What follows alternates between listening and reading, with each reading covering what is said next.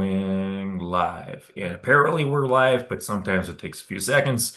Welcome back to the Dating Coach panel.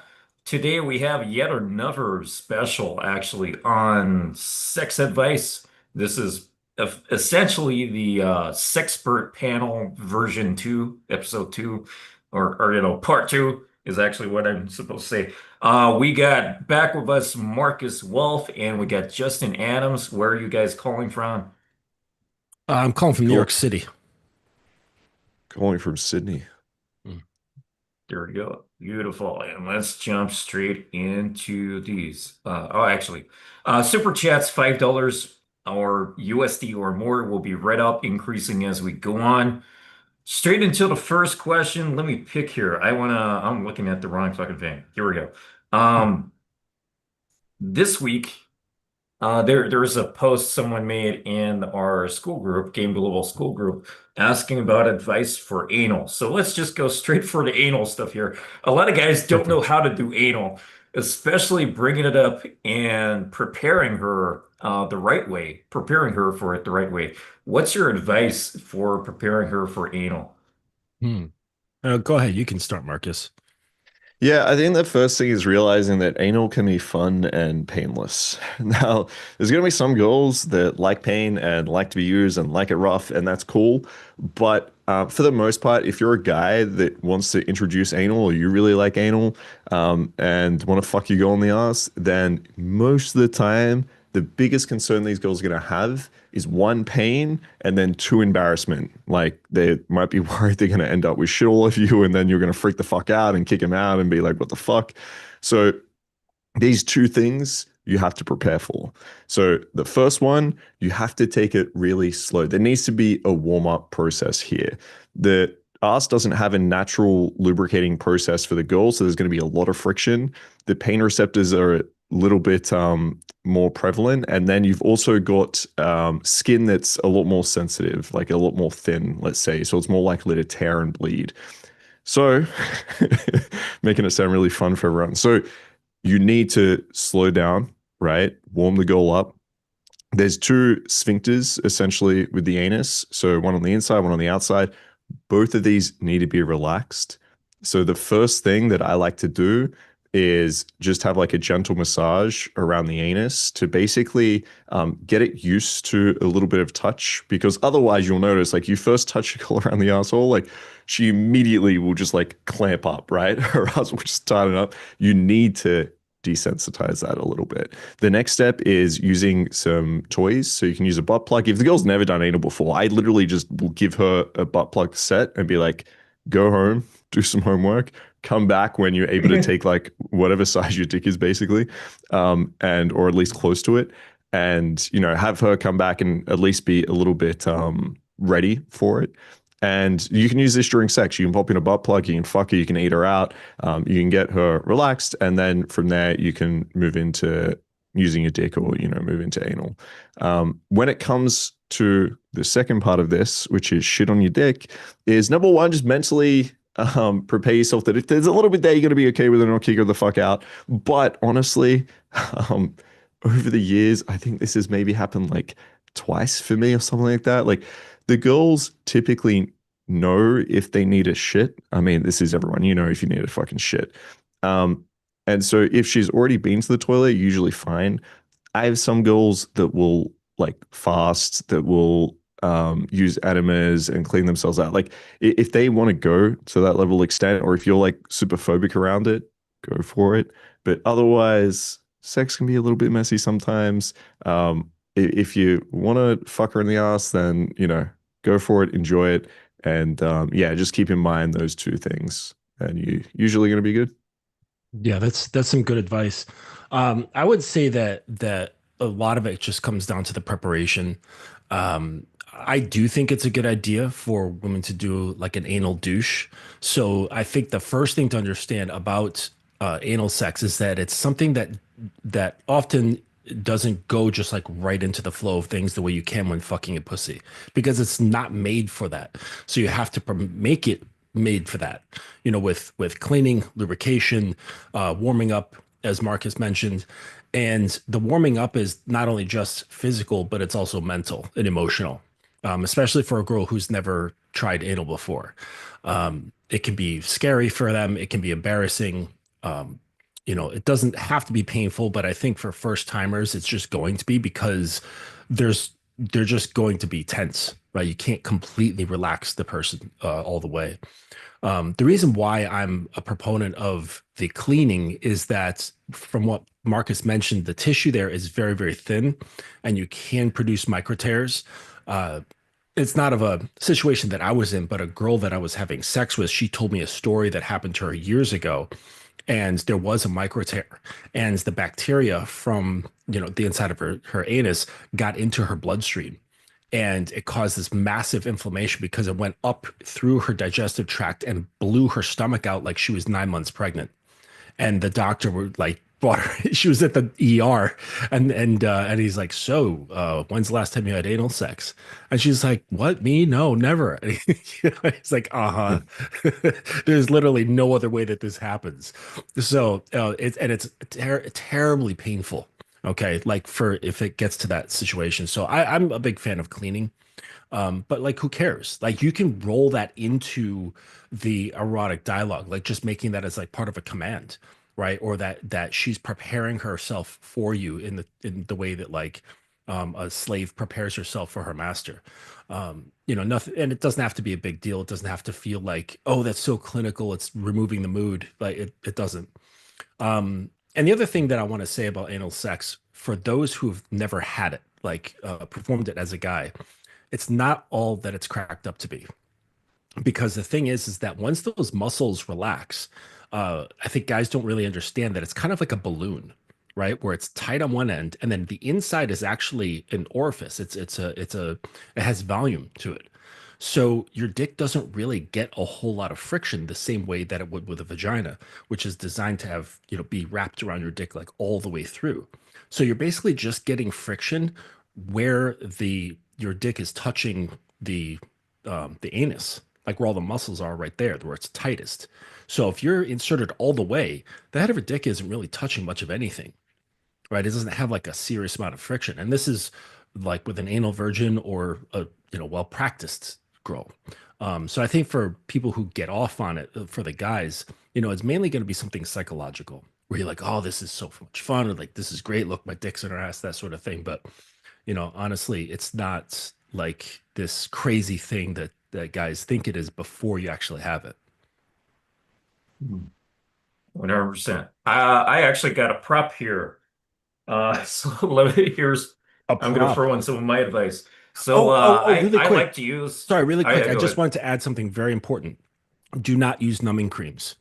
Don't use numbing creams or numbing gels or anything like that for anything, like whether it's for the throat, any other body part, the anus, because pain is necessary. It's a necessary signal to let us know that something's wrong. And we don't want to alleviate our body from communicating in that way. So just do not use numbing creams or numbing gels. Yeah, this is some good advice there. So here I'll throw in my answer for once. So I actually like to. I recommend that guys buy at least two of these at a time. So this is an enema basically, but a syringe version. So this goes up to 150 milliliters, but it actually goes further than that. So it's like 170 or something. So it's a lot of volume. And then I this was can just about just to say that one's so attach. small. Huh? I was about to say Okay. that one's so small. All you got to do is attach it. Don't go straight into her anus like that, but it goes onto this, and then you can insert the other end of the tube. It doesn't help that I have a white background here. But if you guys can see that better, hopefully that helps. And then all you got to do is fill it up with warm water. Make sure test with your hands that it's not too hot, not too cold, just warm enough, but not too warm. And then just push it into her. It will go through the tube and then into her anus, basically. And all you got to do is there are two ways that I like to do this. I could either have her wait like 5 to 15 minutes holding it in and then expelling it, or the fast version is just expel it pretty much immediately and then do it a second time. Second time for both, just to make Mhm. sure that it's definitely clean. And then you never really need to do it 3 times, maybe on rare occasions. You never really need to do it more than 2 or 3 times. Never if you're doing it right. So that's my version of it. And then I have another prop here. So this is maybe I should save this for another question actually, but it's relevant to this type of sex anyway.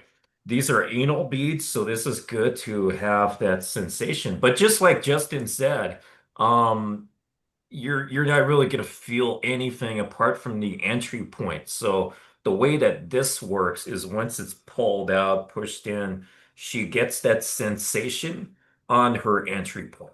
Yeah. So absolutely Mhm. right there. And I Yeah. have another one, but it's probably a bit too much. So I'm just gonna stop pulling this shit out. Any Yeah. other comments The on this? well, you're talking about toys. Actually, the comment about the enema thing, you can absolutely. I love the idea of bridging into these sort of things, so that the enema play can absolutely be part of that.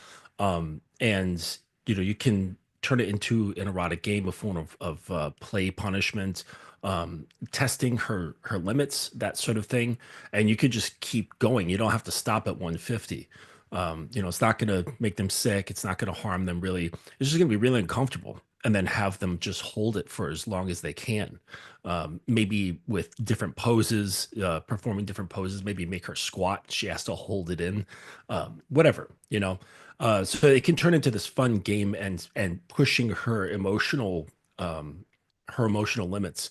And then what was the other thing I was gonna? There was a toy. Oh yeah, yeah, yeah. So one of the toys that I like to use for preparation, but also just as like a painful play, is one of those inflatable plugs, and those are really good. So it's just a silicone butt plug, but you insert it and it has an air pump, and you just squeeze it and it inflates inside their anus, and it stretches the inner walls as well as the outer ring.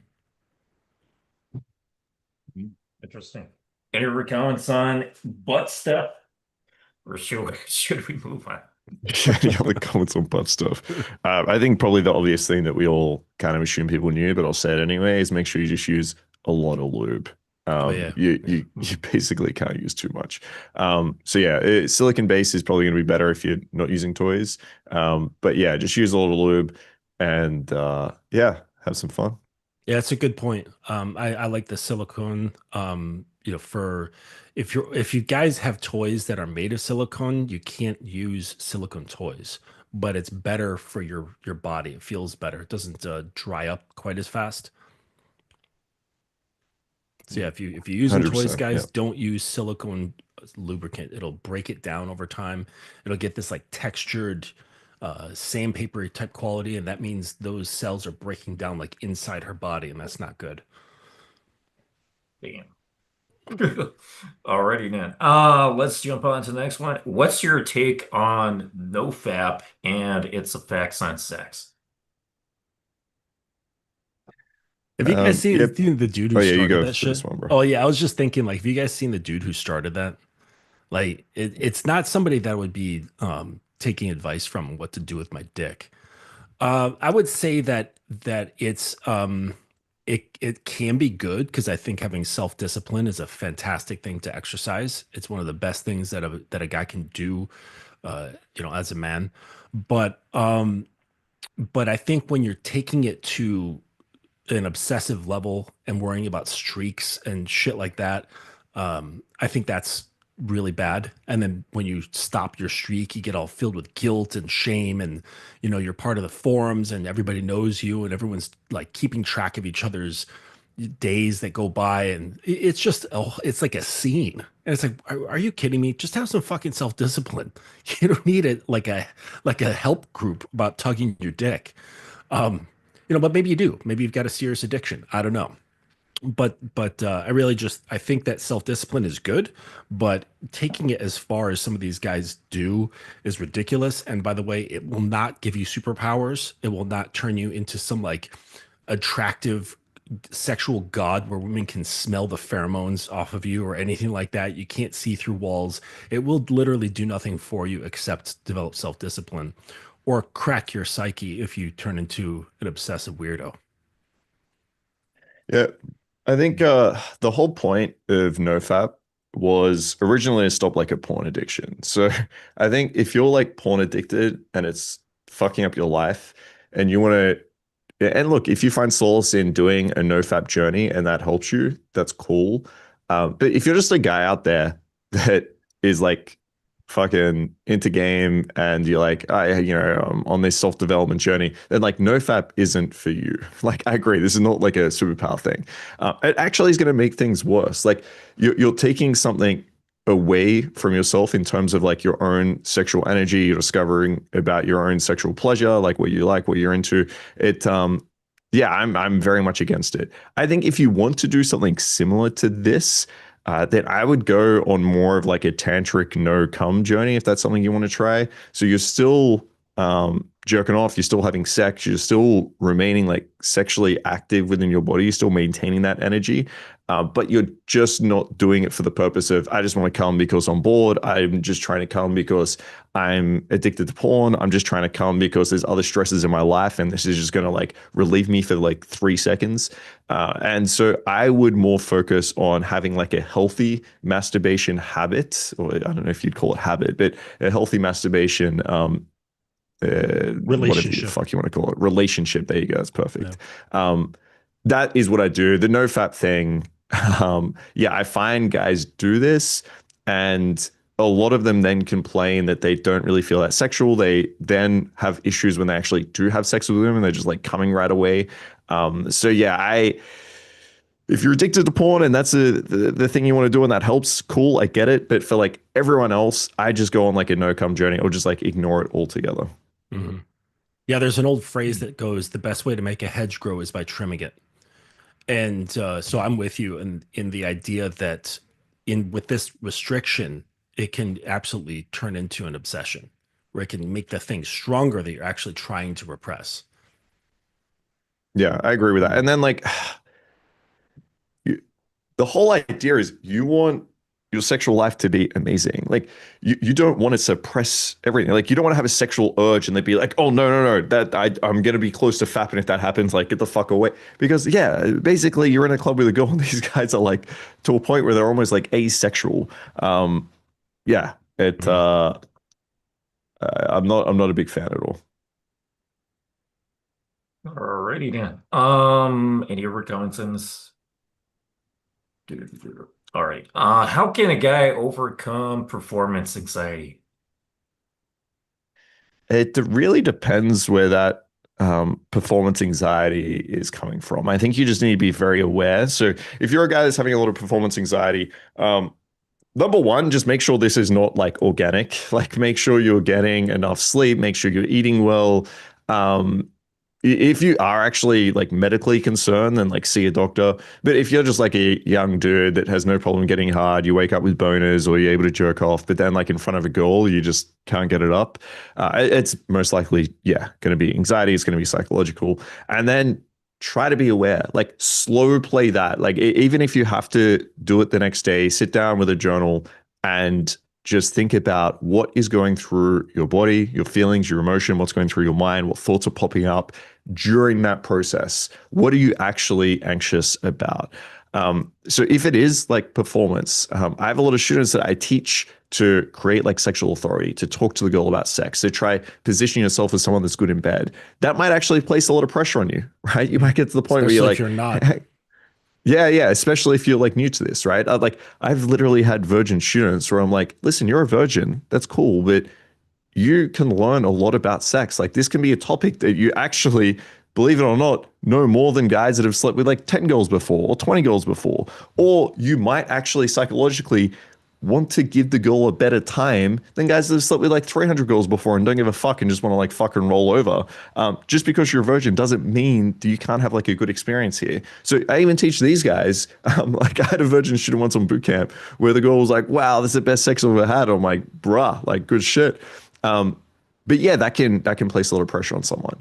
And so it's important then to be able to deal with that. So one thing that I think helps the most is realizing how shit everyone else is. Like the bar, I promise you, is not that high. Speak to women. It's a thing they complain about every single time that most guys are rubbish. Even when it comes to guys coming too quickly, like I think they're always comparing them. It's like they imagine that every other guy is like fucking for like 4 hours or something. When it comes to like dick size, it's like every guy has like a fucking huge thing like wrapped around, but it's not the case. Okay, you don't need to compare to these extremes. Even if you look at the average time men are having sex, a lot of these studies are like less than 10 minutes, right, for like penetration time. So like you don't actually have to be absolutely incredible. If you get to the point where you can lay the girl down, massage her for like 10 minutes, allow her to relax in her body, and then you slowly start teasing her,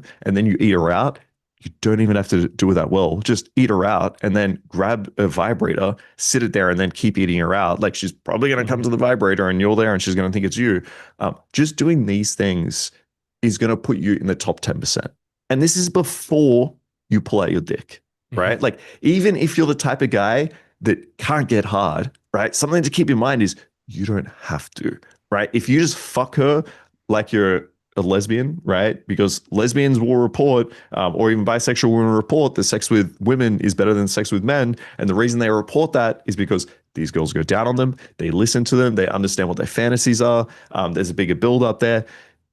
You don't need a dick for that, right? So you can just get to the point where this girl already is thinking, this is a fucking great experience. I want to see this guy again. And now there's no pressure, right? Now, guess what? Just, yeah, pull your dick out. You're like, I've done what I've done. Even now, if I come in 3 seconds, she's already had a great time. So a lot of the pressure is kind of resolved there. But yeah, the important part is being very aware, because it might be your dick size, it might be how long you fuck for, it might be whatever it is. Just really understand what the comparison there is, and then understand how, without that thing that you are anxious about, how can you give her a great time anyway, and then it's gonna make it a lot easier for you. Yeah, I think that's excellent advice. I think that something that guys also have to attend to is their mindset going in. Just the notion of the phrase performance anxiety. Like you're putting on a performance for some chick to measure against you, right? And so this is how they're going into it. They're looking at it like, I have to do something good so that I can get her favor, so I can win her favor, gain validation from her, that all that sort of shit. So you can be technically good, but still be a slave to this kind of thinking, and always be ready to perform better and better and be really good so that she keeps wanting to come back. But really it's just your weak sense of self, your weak emotional control, and needing this girl to find you awesome, right?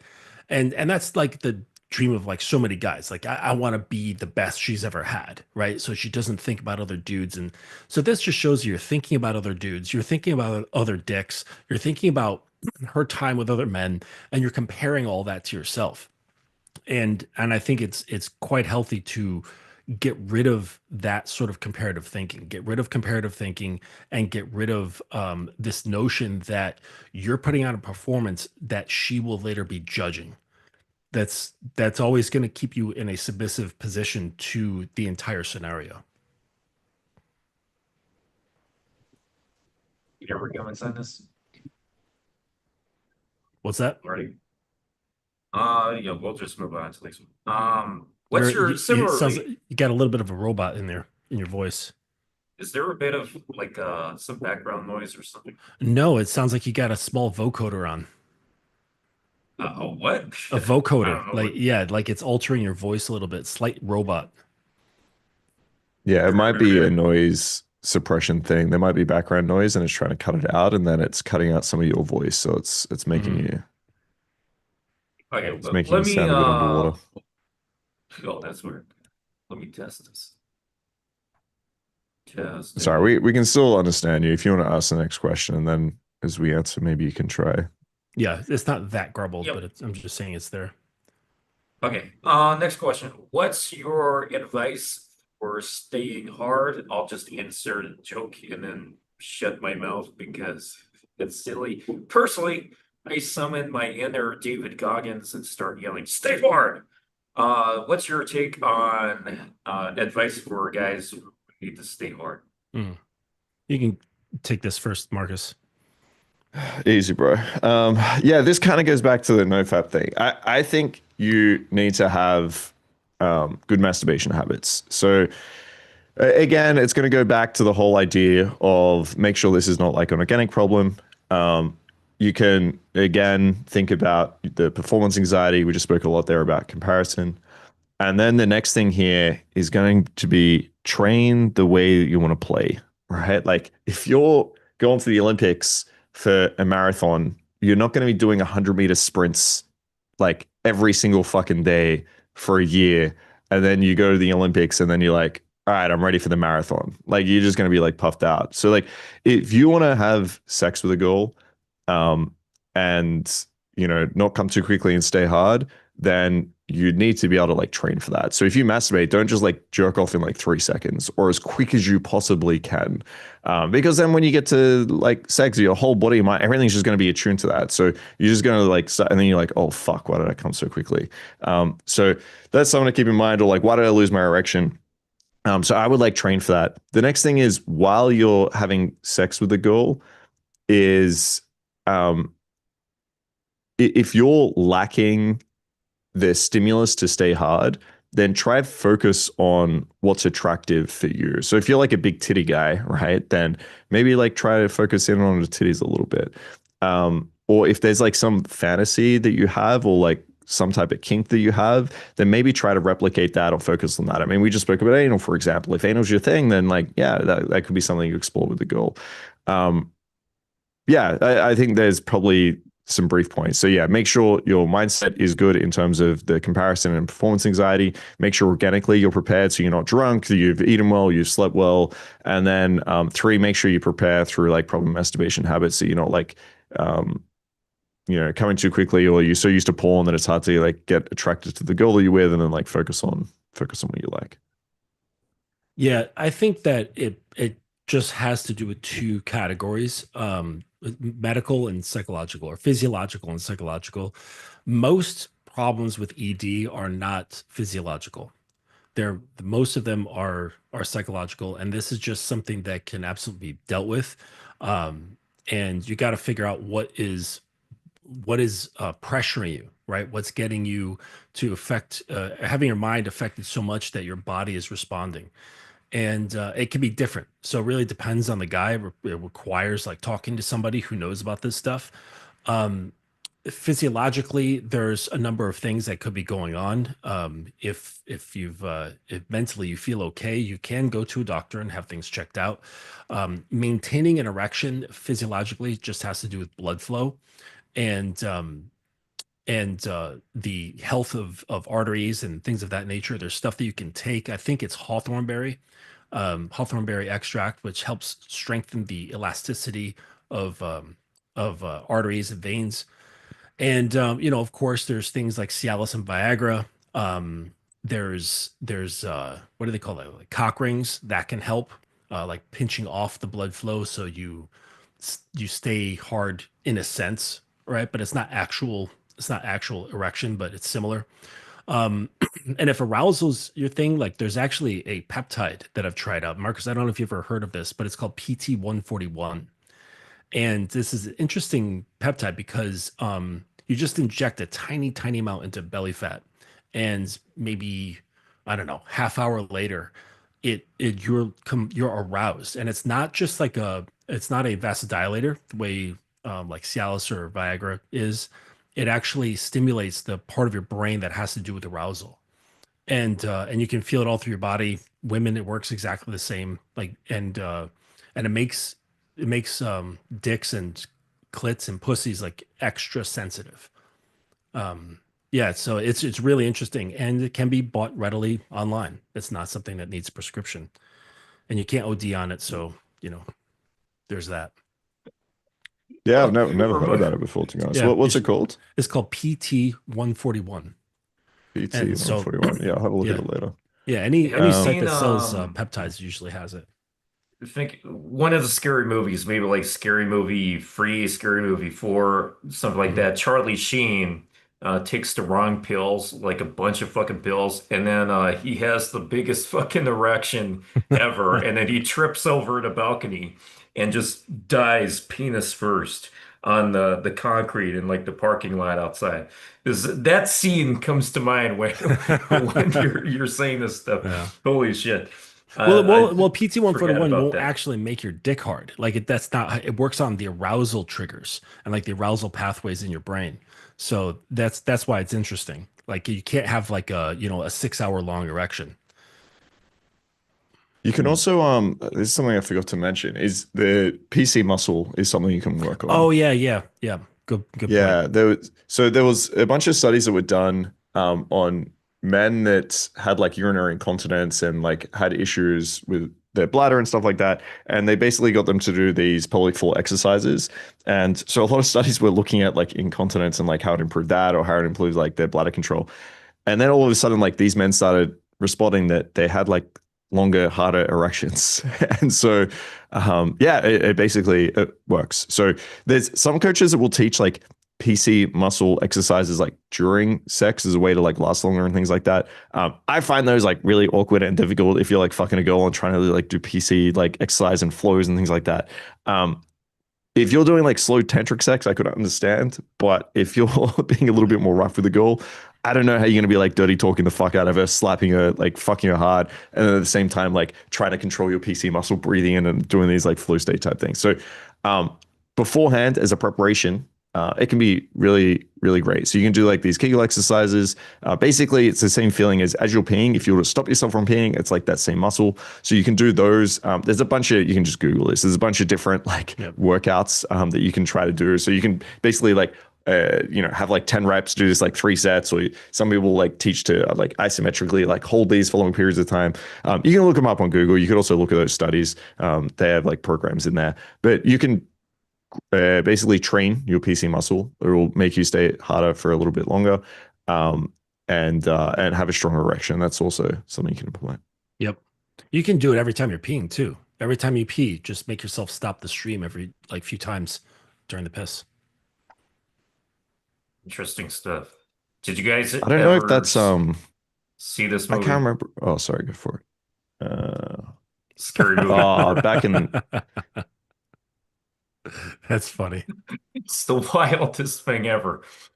Anyway, what were you gonna say? yeah, I can't remember if medically there's a problem with like doing that while you're actually peeing. I know a lot of them teach you like not to do it while you pee. I don't know if there's a reason for that though. I don't know if it's like bad for your bladder to stop yourself from peeing as you're peeing. Do you know anything about that? I've never heard of. Yeah, I've never heard Oh, of okay. that. No. Yeah, I just heard whenever I look at these programs that some of them mention like specifically not to do it while you're peeing. I just don't know if they're saying that for a reason or it's just like this is the same muscle, but by the way, like you don't have to do it when you pee. So I'm not actually sure, to be fair. But maybe I'm I can just look that up later. I've never heard of it. I do that. I've never had experiences okay. of Cool. discomfort Amazing. or whatever. Yeah. Cool. The person who mentioned it probably just peed everywhere, so that's probably the reason. Could be anything, you know. But Yeah. we'll do some research later. On to the next one. Marcus is gonna fucking love this one. How can you introduce spanking, choking, or hair pulling the right way? True. I will like this one. Um, yeah, the first step is you need to be able to, one, create some sexual authority and a non-judgmental frame, right? So this can be done in the club. It can be done on the date. It doesn't have to be done like just before you do it in the bedroom. So short answer, doing it, I'll read this later. So yeah, that's a really important part. So as I'm on a date with a girl, she's not going to really answer these questions unless she's into kink and BDSM, and this is like a field date. So if you're on a date and you're like, by the way, do you like to be choked?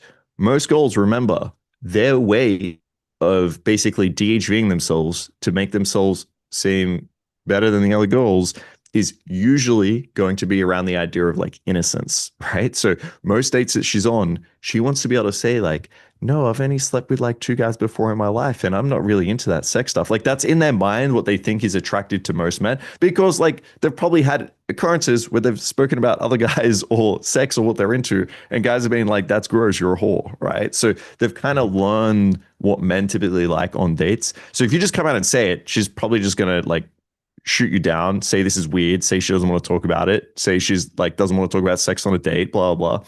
You need to be able to, number one, create like a very non-judgmental frame, show that you don't give a fuck, that you're not going to judge her on this. And then number two, you need to actually have some authority around this. So you might have actually, guys, noticed this in other areas of your life, right? Like you could pick something like completely non-sexual. So maybe you've like injured your shoulder. Now, if you've injured your shoulder and you're chatting to someone and they're like, oh yeah, I'm a computer engineer. Like, tell me more about your shoulder. They're just going to be like, yeah, I heard it playing fucking sport. And you're like, okay, cool. They're not really going to talk about it or explain anything or open up about anything. But if you're like, I've hurt my shoulder, and they're like, oh, I'm a physio. Next minute, you're like, oh, okay, well, this happened, this happened, this. So you need to be able to show that you're an authority in the area of sex, because otherwise she doesn't really want to like talk about her fantasies with you or go into any detail. So if you can, again, start showing some level of pre-selection, that you're open to this, that you actually have some experience in BDSM Tantra or like exploring these ideas around like deeper pleasure when it comes to sex, then she'll completely open up with you. And then I usually like running some cold reads. I'll say like, listen, I can tell this, and this about you, and I think you would probably be into this. Now, most of the time, if you're unsure, it's just going to be dominance, right? Like 90+% of girls are going to like some variation of dominance. So you can say like, look, you seem very feminine, all right? There's a very like strong like feminine energy to you. I think you'd like the polarization of having a guy that can deal with that can be a little bit more dominant. Most girls are going to say yes to this, and then you can start exploring, right? I'm curious, are you into like choking, spanking, slapping, like a little bit more rough? Most girls are going to say yes to that. Then you can dive a little bit deeper. Like, what's your experience with that? Have you ever been with a dominant guy before? Like, what in particular of those things would you like the most? What do you want to try that you've never been able to try before? So now you can get into an area where on a broad sense, you understand like all her fantasies or like a specific one that she wants to try.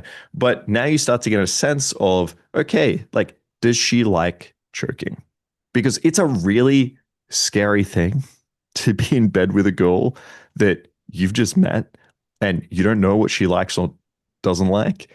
And then to have the confidence to take your hand and wrap it around her neck, right? Like that is a very, like, talking about performance anxiety, that's really tough. And also like you probably don't want to put a girl in that position where she's having sex with you. Some girls are very agreeable and maybe she doesn't like it and she's trying to, and like it's just not a very comfortable position for anyone there. So like getting consent, like I don't like using the word consent because it sounds so fucking like gay and soft, but like this is something that allows you guys to have like the best time possible, and it gives you the most amount of confidence. If she turns around and is like, I hate choking, I really don't want to do it, great. Now you know what not to do. If she says, yeah, I really like it, but just the sensation, like I don't want you to push hard, that's great. If she's like, go for it, I love it, like choke me the fuck out, right? Like now you have the confidence to do so. And you can also tell like, hey, if there's a moment you don't really like, this is the word we're going to use, say red, and we'll stop, right? Or whatever fucking word she wants to use.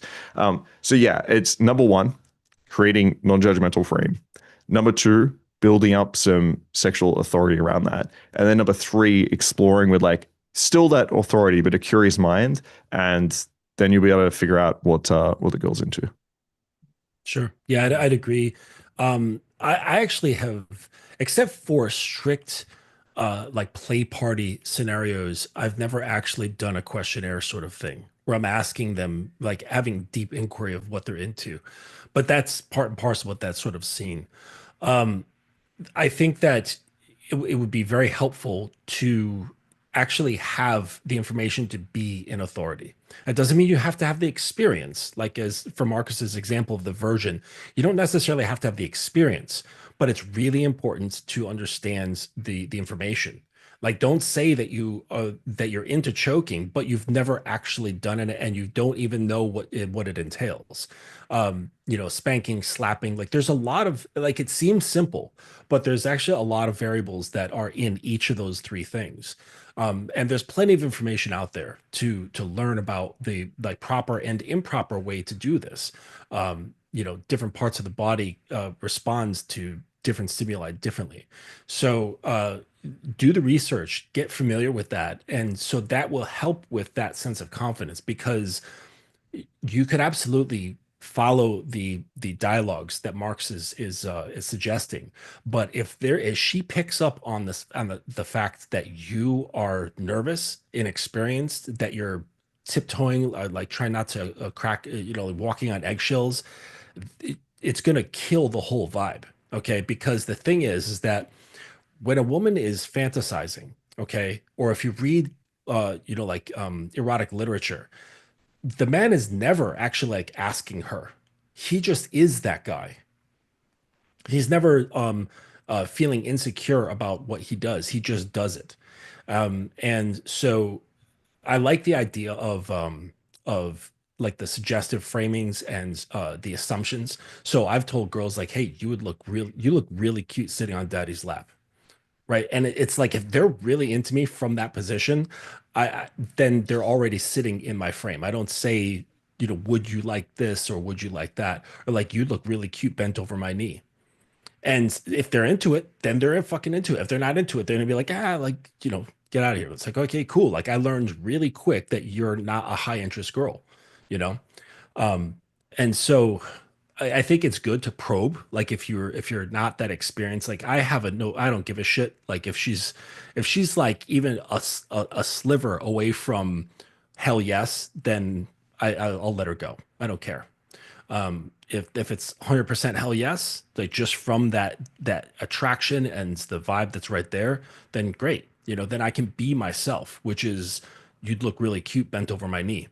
And so I think it's good to probe and to see what she's into if you don't have that experience, because you really don't know and you don't want to get caught up. But what can catch you up is your hesitance, is your uncertainty within yourself, and and how you bring that into the conversation and the interaction. That can completely fuck you up. So I would say just have like an all in, like all the chips into the middle of the table with in terms of your attitude to what you're bringing to the situation. Don't be like, oh geez, I hope this goes well, right? Just let it all go. Fuck it. So I've got a question on that because I really like the line, like you'd look really good on daddy's lap. Obviously like you're implying that you've got like a level of attraction here and you've probably built up the sexual. No, that's been my first line. Like To like a girl at a bar? Yeah. Your opener? Yes, that's an opener that I've used. Okay. You'd look really cute sitting on daddy's lap. And the ones that have, it's a small number, but the ones that respond well to that, it's been great. A lot have not. Yeah, I mean, I completely agree with that. Like, I think that's going to be like super polarizing, right? So Of you have like a small subset of girls that not only naturally like very submissive, but understand that, and are also a very let's say like more open-minded and probably find you attractive in terms of like the way you look and carry yourself. So now I've got more questions because my initial question was going to be like say you ran something like you're going to look good on daddy's lap. Like I think most girls like the term daddy, but I've had probably like a rough guess, maybe like 20% of girls that find the word daddy like really a hard thing to adapt in sexually. But yeah, it's just like, oh no, that's like I just think of like actual dad. I just so my question is like, say you had a girl that was like really into you and maybe wanted to have like the style of sex, like you guys were compatible, except for like the word daddy. And maybe she said like, oh, I don't like that. I guess like my question there would be like, what type of response would you have in that situation? In your example, is this somebody that we're developing? There's something developing there over time, or like this is something I'll eventually learn about her, or that's something I learn like immediately where there's some attraction and I bring up daddy and it's within like say like the first hour of talking with her. And yeah, so at let's that say you're point, like on a date, you're like 40 minutes in on the date, like yeah. maybe like guys have made out or something, like she's showing a lot of interest, and then like you say that, she's like, oh, I don't like that. And I with the aftermake, I say, Yeah, hey, come sit on daddy's lap, right? And she's yeah, like, and oh, she's I like, don't like oh, I that. don't like that. Yeah, I would just let her go because she's new. You know what I'm saying? Like I've known her for 40 minutes. that's You know what I'm saying? wild to me. Right. Like even if But there's a difference though. If this is something that's been ongoing, okay, and I'm knowing her, I'm getting to understand her psychology and things like that. And then later on this comes up and she has this thing. Now I know because there's always, and you probably understand this as well, that there's always a little girl inside of every woman. There's a little girl in there who wants to feel safe. She wants to feel that protective vibe of the quote unquote daddy figure, right? The energy that comes from that. And so me knowing that that's there, if this is a, some sort of interaction that's gone some time, maybe some weeks or months or something like that, and this comes up, now I understand there's some sort of blockage there that I can then turn into a means of exploration to further open her up, which then makes her even more submissive to me and more connected to me. And then that no longer becomes an issue. Like I find the so root cause of the issue. so I agree with that. Like, I guess the thing that perplexes me, like, Mhm. I feel like I'm the other end of the spectrum. Like, if that happened on the date, Mhm. bro, I came to this date. I'm attracted to this girl. She's attracted to me. It's going well. Like, to me, this is like one small hiccup that we do what you basically said, which is Mhm. like figure out what's going on here, like what's the holdup, and like try. So, like, I guess like I'm really curious as to um what's going on with your like thought process there or your psychology, because like my psychology is basically, yeah, like I'm into this girl, I've gone on a date, I've probably invested time into like messaging and texting back and forth. This is a potentially like going to be a really fun night, and I just have to get over like this one word of like daddy that she doesn't particularly like. Mhm. Yeah, I'm curious like what your psychology I, around like I letting I her go is. I look at it, well, letting any woman go is no problem for me. Like I could give a shit, right? Not that they're like meaningless, but I just don't have that thing in me that makes it like so utterly difficult. But that aside, it has to do with my authentic pure expression. So I don't, and I'm not saying you do this, but I'm not the type of person who wears dom or daddy or sir or my lord as a hat. It's not a costume that I put on. Like this is something that I am. And so for me to for someone to say, I don't like that, they're fully capable and I respect them for not liking something that I am or something that I like to do. It's perfectly fine.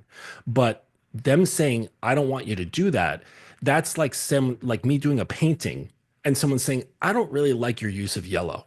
I don't want you to use yellow. And I'm like, but I like to use all of my colors. I don't want to use yellow just because you don't want me to use yellow. I'll find somebody who likes all the colors that I like, you know? So I have no problem respecting their preferences, right? But I'm not going to restrict my expression just because they don't like it. So I guess I could understand that on a level if I went to do a painting and she's like, no, I don't like paintings. Can you please sculpt? And I'm like, I don't know how to sculpt, right? Like if there was a girl that was like, listen, I want to peg you. We're not going to have any penetrative sex at all. I'm just going to bend you over and peg you. That's what I'm Mhm. into. I'd Yeah, be like, I don't think this is for me. Like, I right. get that. It's nice meeting you. Bye. Like, I guess I have no problem leaving there. But like one color, right? If the girl's like, Mhm. I don't like being choked, I'm like, all good. I don't like, I love Shibari. Like, if she's like, I don't want to be tied up, all good. Like, there's other things I guess we can get it. So, like, I guess trying to understand you basically, I guess like the daddy thing is very intrinsically like a part of who you are and the type Sure. of sex you want to have. And so, like, And girls that aren't similarly, into like that. is Shibari something that you really enjoy, or you're like, this is my fucking jam? Like if someone were to say, hey Marcus, you can't use rope forever, like would that really fuck you up? You know, or would you be Um, like, I could probably cope with it? Like, like I really like it, but sure, I could adjust. I mean, if you told me I couldn't eat steak forever, I mean, I'd be annoyed, but I'd live my life, right? Like, yeah, I really love Shibari, but Yeah. there's other ways I can experience that same level of like polarity or the same level of like pleasure that I have. Um, Mhm. like, it just like to me, the reason I'm like this is wild is because like Mhm. I feel like you could just remove the word daddy and still be like as dominant with this girl, still have her be like a little girl around you, still like explore Oh and yeah, experience yeah, that. Yeah. absolutely, absolutely. It's not exactly the word itself. It's like what's behind the word. And Okay. so it could have been like, come sit on Sir's lap. And she's like, I don't like that, right? It's her just saying, like, I don't like something that's coming from you, right? And that's perfectly fine, right? But Hmm. I just don't want to restrict something that's coming from me just to get some pussy. Like I don't do that. What if it was, sorry, do you mind if I ask you these No, no, not questions? at all. Not at Okay. all. Yeah. What if it was like her own insecurity, right? Because I've had a lot of girls that will straight up do this whole like, no, I don't want to try that. I don't want to do this. I'm not into this, or like Hmm. even just sex in itself, right? Like, Sure. and then I feel like it's a part of getting over her own insecurity. So is what are your feelings around that? Is it a feeling of, well, listen, I'll just go find someone that like is ready and is wanting this, Mhm. or are you like, I'm happy to kind of like work through this? Like, yeah, what are your feelings around that? That goes back to my example of the other type of person.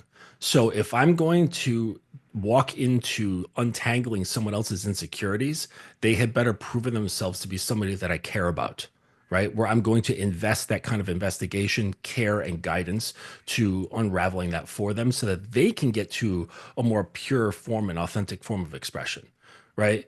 Uh, Yeah. yes, I'm not going to bother with somebody who I just met. Like that's just a waste of my time, and I'll Okay. respect their insecurities. Like if they, sure, like, everybody has their shit. It's fine.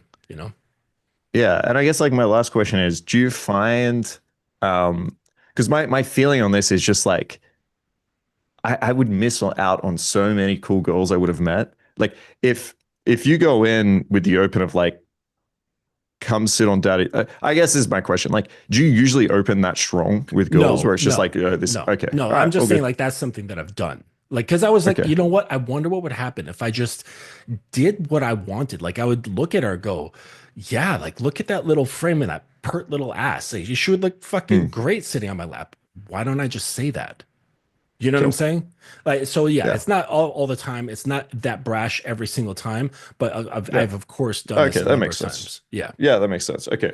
Yeah, we could talk about this another time. I feel like we probably have a difference in feeling of about like um maybe the amount of investment um we're willing to put. Like for me, like I enjoy the game aspect of it. For me, it's like if I have a goal that is like, don't ever say that to me, that's so disrespectful, I'm like game on, right? I'm like, oh, this is Hmm. fun, right? Like if Hmm. a girl comes up to me and she's like, that's great, or like um I'm not into you at all. I'm like, all right, well, this is fun for me. Whereas I feel like for you, Sure. this is like, oh, this girl's not interested. Like Do you she's like not do you putting like in like the brats? effort.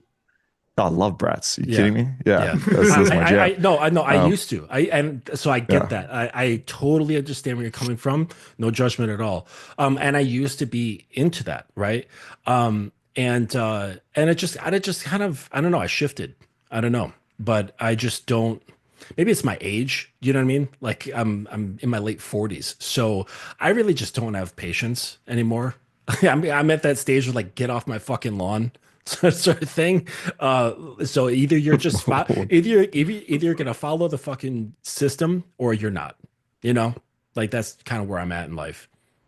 okay, yeah, Definitely that's feel fair. that. I mean, yeah, if that's your thing, I like. I guess the next thing is like as long as which obviously you have. I'm just thinking for like the guys out there, like um, as long as you are getting the girls that you want, right? Like because sometimes I Sure. have students that are super, let's say, picky or selective.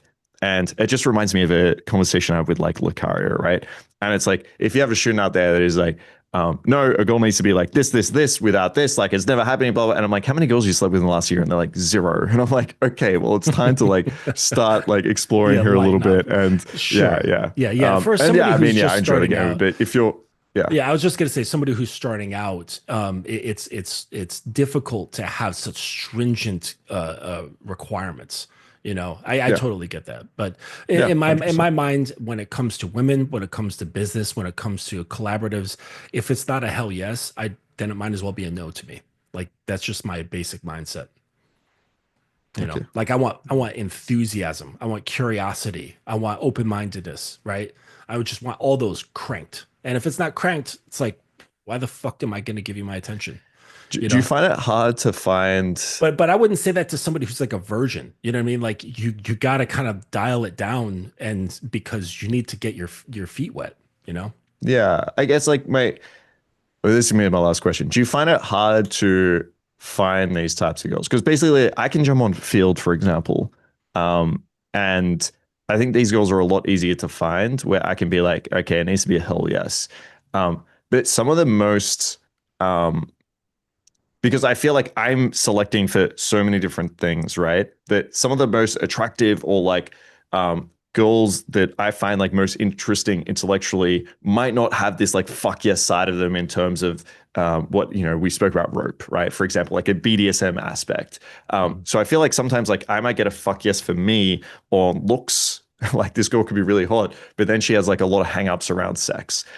So I guess like do you yeah, I guess how do you find it in terms of being so selective? Do you feel like this is a matter of now there's more numbers that we have to like get through, or do you find that there's like certain areas of girls that you find like, yeah, I'm curious, how do you find those like fuck yes girls that I guess match all your boxes? I think it's just it has to do with volume. I think it has to do with volume regardless of where you're at. You know what I mean? Like whether you're starting out, you're, seasoned in the middle, or you're kind of satisfied with a lot of your experiences and you've had, a number of years under your belt. Like I think that anything has to do with volume.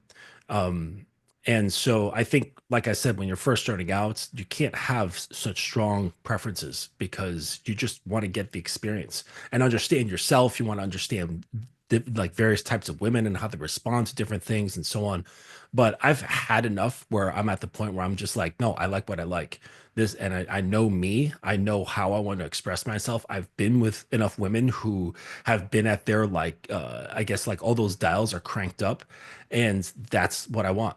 I don't want like subpar things that I have to like modify, help change them, help get them into this state, change my thing. I just, like I said, I'm older. I just have lost patience for these sort of things. And I'm fine with letting an attractive woman who doesn't have the amount of enthusiasm that I'm looking for walk away. That's perfectly fine with me. You know what I mean? We can be friends, like if the sexual attraction isn't there enough, but I think that she's like very intellectually stimulating or something like that. Sure, we can be friends, you know, but like I think when guys, like when you experience like that open flow where the girl is basically having this begging sort of thing where before there's any sort of like sexual interaction and they're just begging for like everything about you, that's then you're just like, well, fuck, why would I want anything less than that? Yeah, I mean, I just personally, I've just never met. But you're just with the understanding that that's not going to be a high number. Like I Yeah, accept the exactly. fact Yeah, I that was about that's to say not like I've right. never met, I guess, like a girl that is like super hot, that I'm like, like that I'm into, Mm. that has just been like down for me. Like, maybe I need to Okay. improve my looks here a little bit. But it's like I always have to work for that. Like if there's a girl at a club who's like absolute 10, like she's got a bunch of guys around her, like it's I'm trying to think. Maybe this has happened before. But I guess my point is like it's very rare for me to just go up to a girl and her be like, "Oh, you're my type," right? Usually it's the opposite. Usually it's like there's way better looking guys in this club than you, motherfucker. And even like if I'm like super confident and a little bit dominant, it's like they usually like in my experience need a little bit more than that. So yeah, I guess that's where I stand. But it I just think the yeah, club. I mean, it's we can different move on after approaches. this, but I think Yeah, the yeah, club is a totally different jungle in itself that lends yeah. to percept because that same girl in say a cafe might be a different perception of you. You know what I'm saying? I think Oh clubs yeah, have sure. a I guess I use club. I mean, like the yeah. game, right? You're right though. I think like if you're approaching someone in a club, usually in a cafe, usually you're gonna get like a high level of receptiveness. They think you're more confident. They know you're not drunk. There's not a bunch of attention. Yeah, I agree. Like cafes Right. are probably like a little bit easier to create some attraction for sure. All right, Yeah. awesome. Yeah, Yeah. thanks for. I was curious. Yeah. Yeah. No doubt. Marcus Wolf just loves to go on the hunt. That's Well, It's I no, got a girlfriend well, now no, that I did like to. Yes, I I had did like the to go on the I hunts. no, Yeah. and I had this suspicion that you enjoyed a bit of brat taming.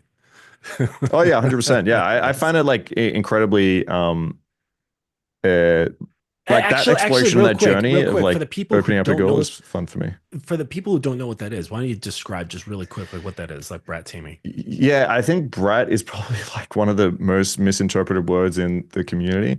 I think guys just think like if a girl is just like doesn't like you, then she's a brat, right? Like I've shown a girl up and the girl's like, listen, it's a girl's night. I'm just staying with my friends. Like, I'm so sorry, but like we're not interested.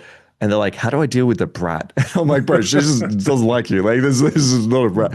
So like girls that are bratty, um, they they like the dynamic of that submissive role, but they want you to almost earn it, is the way I think about it, right? Like they like to be put in their place. So some girls are just like, I'm submissive. Like, what would you like me to do? But brats are like, I'm submissive, but you got to fucking earn it, right? So yeah, like in the bedroom, for example, you could be like, lay down there and don't move. They'll lay down there and then they'll like start moving around. They'll So get like up. And I'm like, wiggling what are their you? feet. Exactly. Yeah. Just this stupid. And you're like, listen, be quiet. I don't want to fucking hear from you.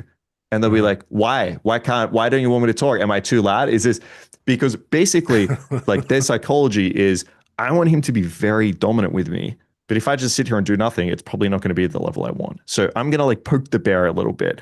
And then they get to have that release of you putting them in their place, punishing them. And also like a lot of brats like the after effects of this where they get rewarded too. It's not just a whole punishment thing. So it could be like, hey, be quiet. No, I'm not going to be quiet. You spank them. Okay, I'll be a good girl now. And they become soft and submissive and they start listening and you can praise them for that. So yeah, this is the type of dynamic that I like to explore and I like to get into. But yes, just because a girl is non-compliant does not mean she's a brat. Is an important thing to point out. Thanks. Yeah. I'm into the highly polished, high protocol, silent, mindless slave. Okay. The concubines. Anyway, the fascinating stuff though. Next question. How can guys know if a girl's orgasms were real or fake? We're gonna hurt some people's feelings here. Yeah, damn. I think one of the first questions is to ask, why do you care? Yeah, because Well, I think a lot of guys care a little too much of like, oh, is she faking it? Did she really come? Because it goes back to the whole performance thing. Like, how does she see me? This woman is the measuring stick of my self-worth. And if I did a good job making her actually come, then that means I'm this, right? Whatever they believe that to be. And if she faked it, then that means this about me. And I think that whole fucking thing is completely destructive. Yeah, to a certain level, I agree. I think like with any skill, it's important to get like correct feedback. So look, if you're just hung up on did she come or not, like am I okay? Like am I a good person? Yeah, that's like really bad. But if you can just objectively look at this as a skill thing and not really like who am I as a person or am I worthy or some shit, then like I think being objective about like any skill and getting some feedback is important. Like the same way if I was playing basketball, and like somehow like every time I was doing a shot at the basket, suddenly like I had to look away or couldn't see like if I got it in or not. It'd be really hard to know if I'm getting better, right? Like you really have to see what the result of your shot is.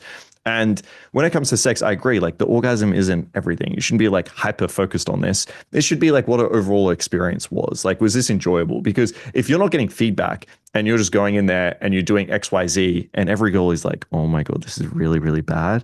And they're really hating it. And they're like, oh, I just came. Okay. Well, anyway, I got to go home now. And the guy's like, yes, I made her come. Like, I'm so good at this. Wow. And like you girls will or she comment rushes on off to the this, bathroom right? and with her, or she rushes off to the bathroom with her phone and you can hear the Pornhub music start up. Yeah, that's a big warning sign. So yeah, like it's good to get the right type of feedback. So yes, you can tell like sometimes organically, like you can start to see if the girl becomes like very flushed, if you feel like contractions within a pussy, if she becomes like hypersensitive afterwards. Like there's things you can kind of like look for, but I would rather just try to get accurate feedback.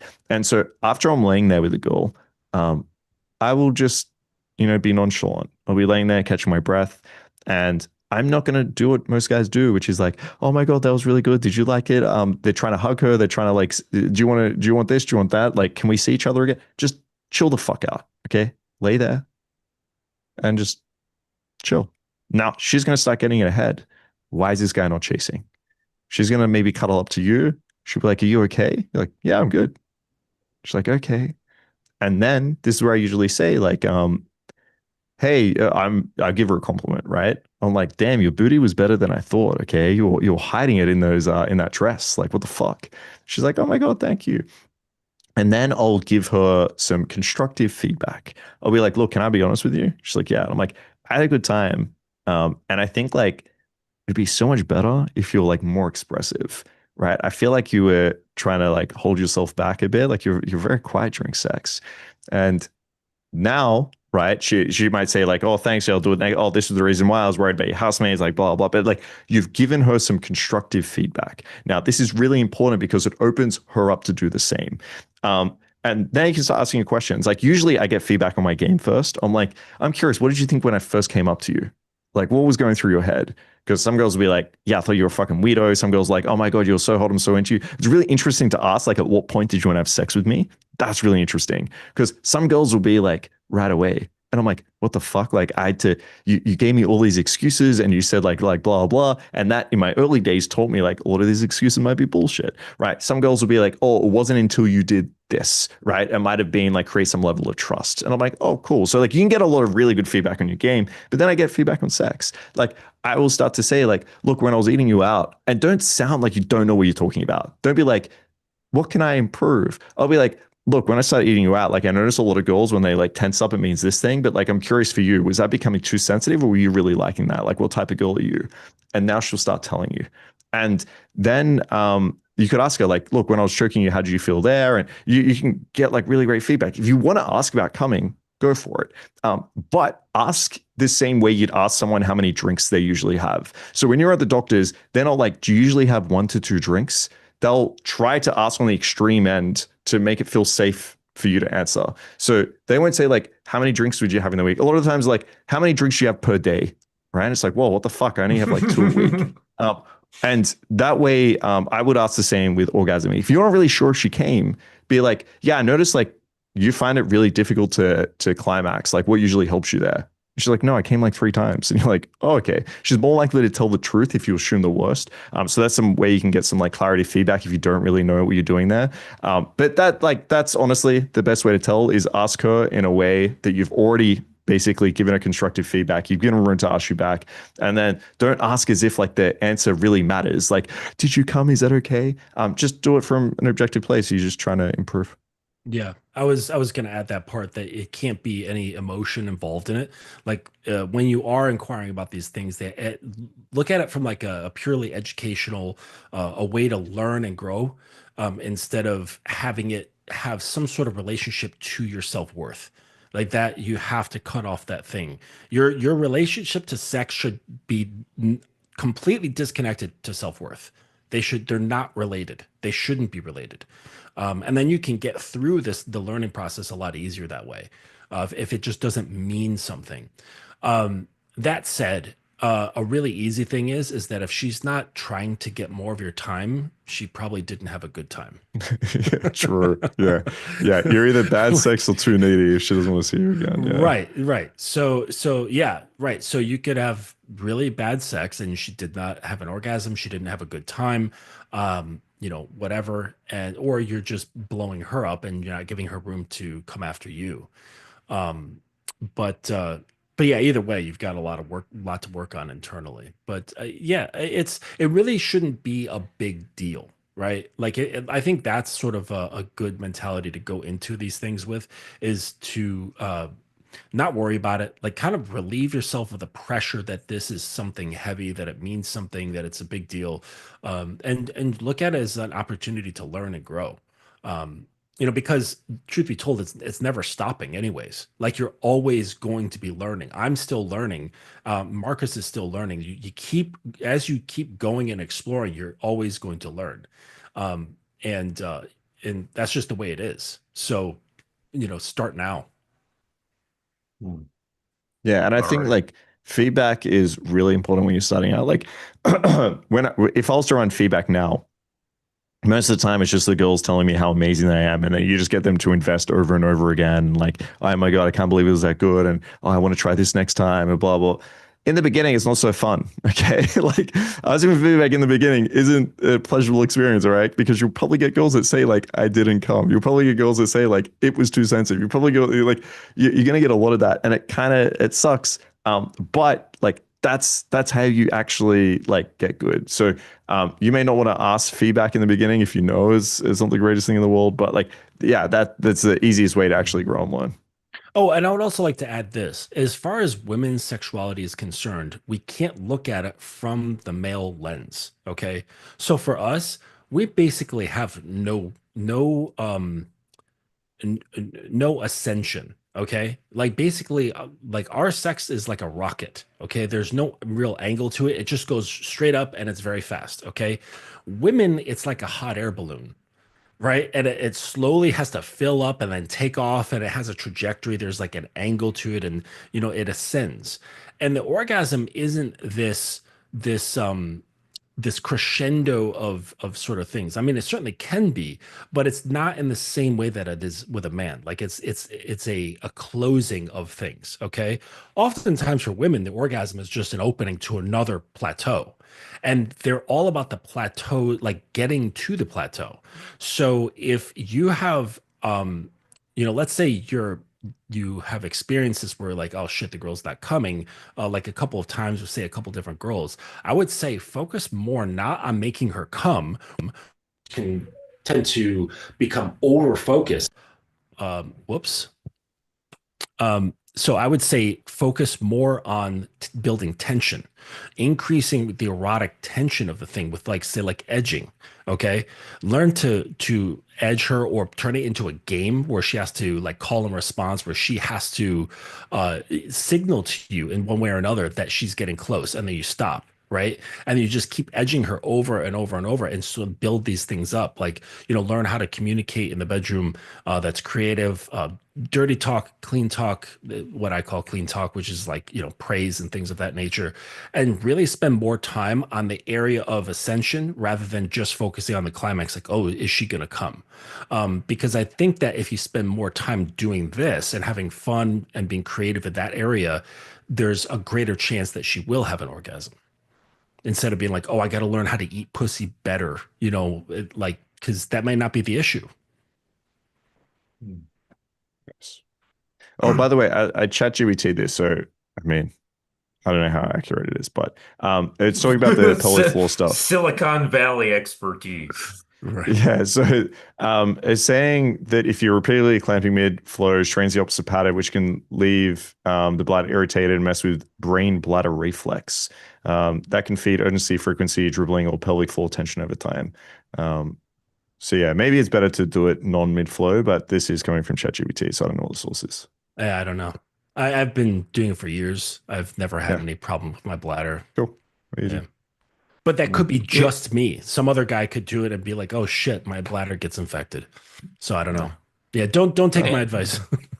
At just the works for bottom me. of ChatGPT's response, it will have like a little sources box, and then that expands when you click on it and gives a list of every source used for that response, or like every main source. All right, let's we got some similar questions, so there might be a little bit of overlap in the Mhm. answers here. But what's the best way to handle it if she can't orgasm? Handle it. It's a weird question. Yeah, so I mean, if you've the first step, I like try to get as much information as I can beforehand. If you can follow the girl's masturbation habits or pleasure habits, you're more likely to like make her come. And then you can also like find out like girls will usually say if they have a really difficult time to come. So I'm gonna treat this as a girl that has a difficult time and not just like you just have no idea with any women whatsoever and you can't make any girl come. Like I'll treat this as it's the type of girl that finds it difficult. Like she finds it really hard to come with a guy. Like what do you do? Um, my first step is taking the pressure off, right? And it's a weird mix between taking the pressure off and like having a know it's possible, right? If she just thinks like this isn't happening, then it's also tough. But like I would say this is completely possible, right? You can have an orgasm with a guy. Like we're basically gonna like do this tonight. But then when I have her in the bedroom, I will usually say like, listen, right now you're not allowed to come. Okay, we're warming up. I was thinking Right, the this is same it. thing. Yeah, like look at me.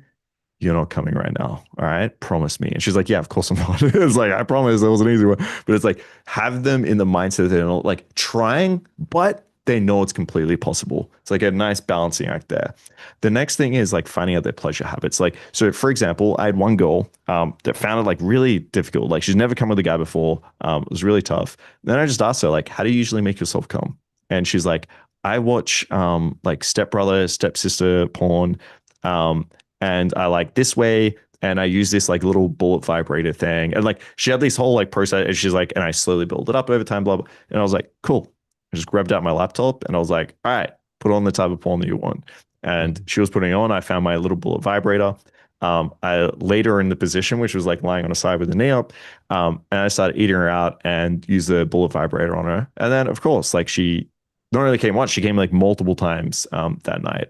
And that was something that, like, honestly, I think if I just like went down on it normally, like maybe she'd come, but I think it was probably really going to be like really, really difficult. But I just follow like the habits she has. Now, I like that an example because it's kind of like a very unique, weird one. Some girls just might be like, I prefer it like up and down when I like play with my clit. But if you can start to figure out like what the girl is used to, have her in a state of mind that's like very relaxed but turned on. Have her thinking that it's possible, but there's no pressure on it. She's much more likely to come in that circumstance. And if all else fails, just use a magic wand. But yeah, that would be my advice. Or get some of that PT 141. Yeah, exactly. It's just injected mid fuck. Yeah. Yeah. No, it takes like a good like 30 to 45 minutes to kick in. But anyways, yeah, that's really good advice. Is just understanding like what moves them. Because the thing is that there's all right, so there's a very large number of women who have never had orgasm from a man, all right? But they can give themselves an orgasm. And there's a very small percentage of women who just have never had an orgasm themselves. And I would say like they just need to work with like a somatic healer or something like that to help like reconnect themselves with their body. I would say that that means that there's something going on with her that it has nothing to do with you. All right. So I would bring that into your own minds that what's going on with her has nothing to do with you, whether it's something that, some sort of physical disconnection she has with her own body, or that, she can come, but just not with men. Right. So I would say don't take it personally. All right. Get that out of your head. Tell your ego to take a seat. And I mean, with a lot of things with sex, telling your ego to take a seat will be helpful in like a number of different things. But yeah, finding those pathways, the denial sort of thing would be great. You could even turn it into a game where you have her, let's say she enjoys using like a wand vibrator or something like that. And you say, okay, great. And you say like, you're messing around, you're kissing, stuff like that, and have her get completely naked, but you don't take your clothes off. And you say, okay, here. And you tell her that she's going to edge herself for you. So, and then when she gets to like, she can't withstand it any longer, then try that experiment of giving her permission to orgasm, right? She's doing it, but there's a connection to you, right? It's flowing through you, and it's not as direct as like your example, Marcus, with like the watching porn and going down and things like that. But it's a similar thing, and the idea is that you're trying to create associations with her physical pleasure and you, right? And this can be done a whole number of ways. There's a lot of creative ways to go about this, but I think that it's just important to understand that there's nothing like really wrong with you. There's nothing wrong with her, and just don't take that shit too personally. Just relax about it. Yeah, I like the comment. There's nothing wrong with her. That's important to allow her to realize. Mm. A lot of girls will feel a little bit embarrassed about this. So yeah, just telling them like, yeah, of course, like there's a lot of girls that like find it really difficult to become a guy. It's like a lot of guys aren't even fucking trying, so it makes sense. Like a couple of lines are just like, you're normal, it's okay. It is also going to help her relax for sure. Yeah. So taking pressure off yourself and taking pressure off of her. Yep. Alrighty. And next one, similar kind of topic. What are signs that she's close to orgasm, and how can you help her get there without rushing? Good question. Um, yeah, there's a really funny comedian that spoke about this, and I forget the actual punchline or the joke, but the whole premise was that um, when a girl says she's close, you still have like a long time left, right? So it's It reminds me of like yeah, if you're ever driving into New York City, you'll see signs that'll say New York City, but you don't actually yeah. get there for like another 100 kilometers, 200 kilometers. Like, what the fuck? Yeah, exactly. I think his analogy was like when a girl says she'll be ready in a minute, it's the same when she says like I'm about to come, like you've still got a long time left or something. It was a joke like that. But Girl time. yeah, so basically like be careful. Um, like the way I think about this is like acceleration. You don't want to start like really hard, really fast on the clit because there's no room to accelerate from there. And basically, you become a little bit used to this or desensitize it into a way that you've got like no room to go. So if you just go down and you just start going like really ham on the girl, she's now going to be like, okay, now more. Right, faster, quicker, like more intensity, and you're gonna have nothing left. So starting off like really slow, even when it comes to like teasing or like psychologically, you can like really build her up and make her feel a lot more pleasure before you even like fucking touch this girl. So start slow, build it up. As you get into like a flow and a rhythm and the girl's really enjoying it, most of the time you just need to stay there, right? Like eventually you can amp it up a little bit, but don't fall into the habit of when the girl's like starts moaning, being like, yes, to go more, more, more, more, more. Because again, you're probably Mhm. going to get to a point where it's too sensitive or there's not enough room to like increase from there. So typically, if the girl's really enjoying it, just kind of like stay where you were at until you notice that maybe she wants a little bit more, maybe she's grinding up on you, maybe it becomes a little bit like less pleasurable or she's not moaning as hard, then you can amp it up. And yeah, that way, if you have like this slow acceleration, eventually it's going to reach that point of climax. So yeah, those are the things just be careful of. For sure. So signs that I've seen. Oh yeah, I want to just like steel man the thing that you just said about not doing anything more when she gives, say, like any kind of symbol, like you just pick up on, or she says I'm gonna come. That is not indication to floor it, right? Hmm. That is not. That means keep doing what you've been doing and stay steady and consistent. Okay. It again, we cannot look at a woman's mentality, her sexuality, her body, the way we look at ourselves. Okay. We're like rocket ships. We're like the guitar solo. They're like a symphony, right? They're a concerto. That's there. It's a totally different process to producing the sound. So like don't go ham when she says I'm close. Just keep doing what you've been doing to get her there and just stay steady. Now, things that I've seen, it varies. Like I've seen girls. I think one that's a common thing is they get quiet.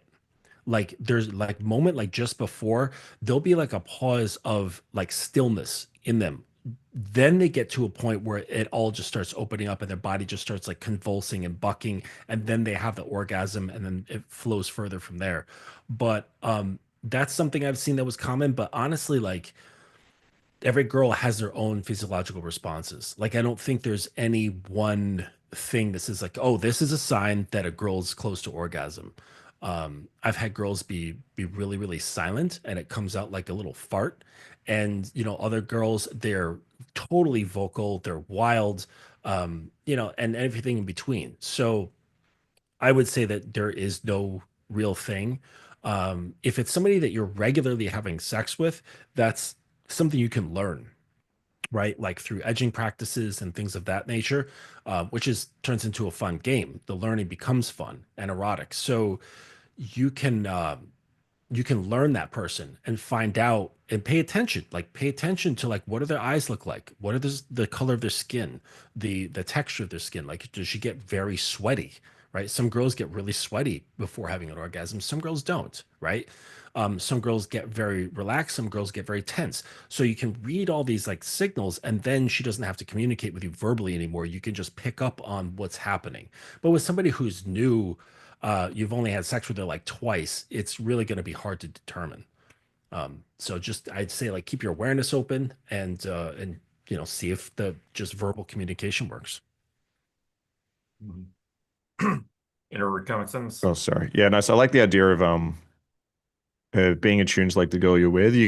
Like you can do these what I call like alignment sessions, where basically like yeah, steal some authority. Say you do an alignment session, and you basically command the girl like, listen, you have like a few things you can tell me: faster, slower, same, left, right, up, down, right, harder, softer. Um, every like 30 seconds, you pick one of these and you say it. And then it starts to teach you what you associate. And because like I agree. There's like some general things that you can kind of pick up on. Like if the girl's like moving closer towards you or like grinding up and down, she probably wants it like harder and faster. If the girl's like pulling away, it's probably too intense.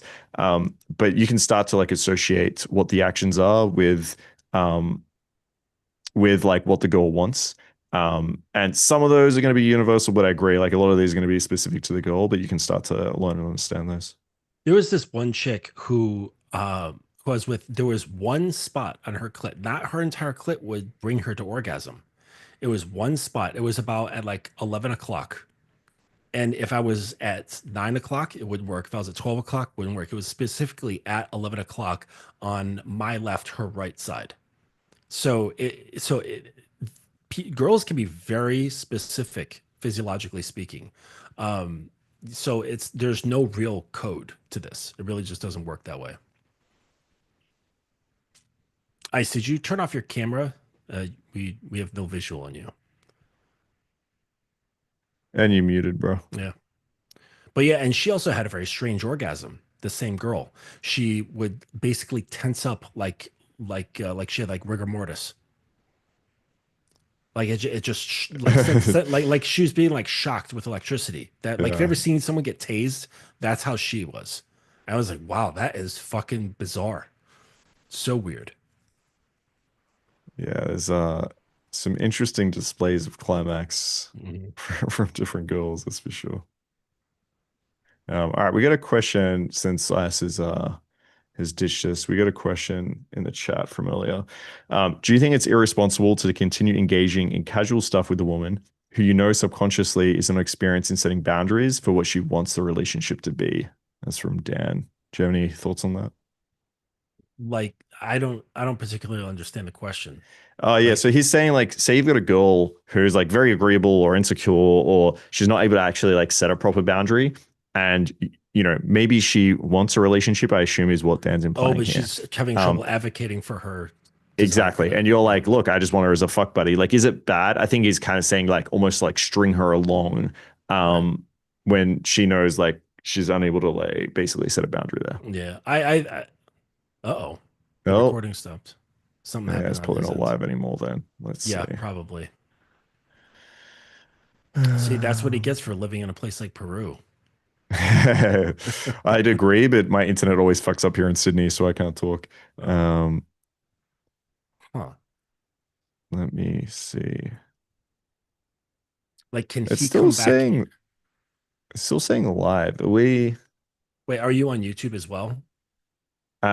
yeah, I'm looking on my on YouTube here. So are we It's saying still? live still. I think Oh, so. okay. So Let then, me actually, can you guys just type in the chat if if this is still live? Uh, let me go to this section.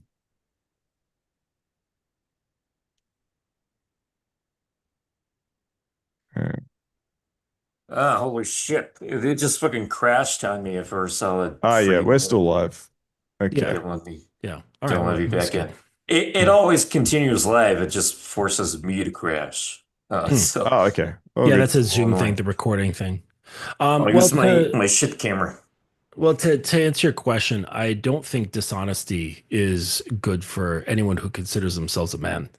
I think that you should know what you want and you should be able to communicate that to anyone, like especially girls. So I think it's important that if you know that that's what's happening, you could acknowledge her state. Like you could acknowledge that you know what she wants but can't. Um, I think it's good to acknowledge that you know what she wants but can't express, which will like undoubtedly make you even appear more attractive. I've like so many times, so many different areas where you can do that, where you know what the girl is feeling or thinking or wants to say, and you just say it for her. That has a good attractive effect on the situation. But the one that in question, I would totally call it out. And I would say, hey, listen, I know that you want to have a relationship, and maybe you're a little too scared to say that. But I need you to understand that that's not what I'm after here. And if you would rather this not continue, that's perfectly fine. But you're always welcome to come back.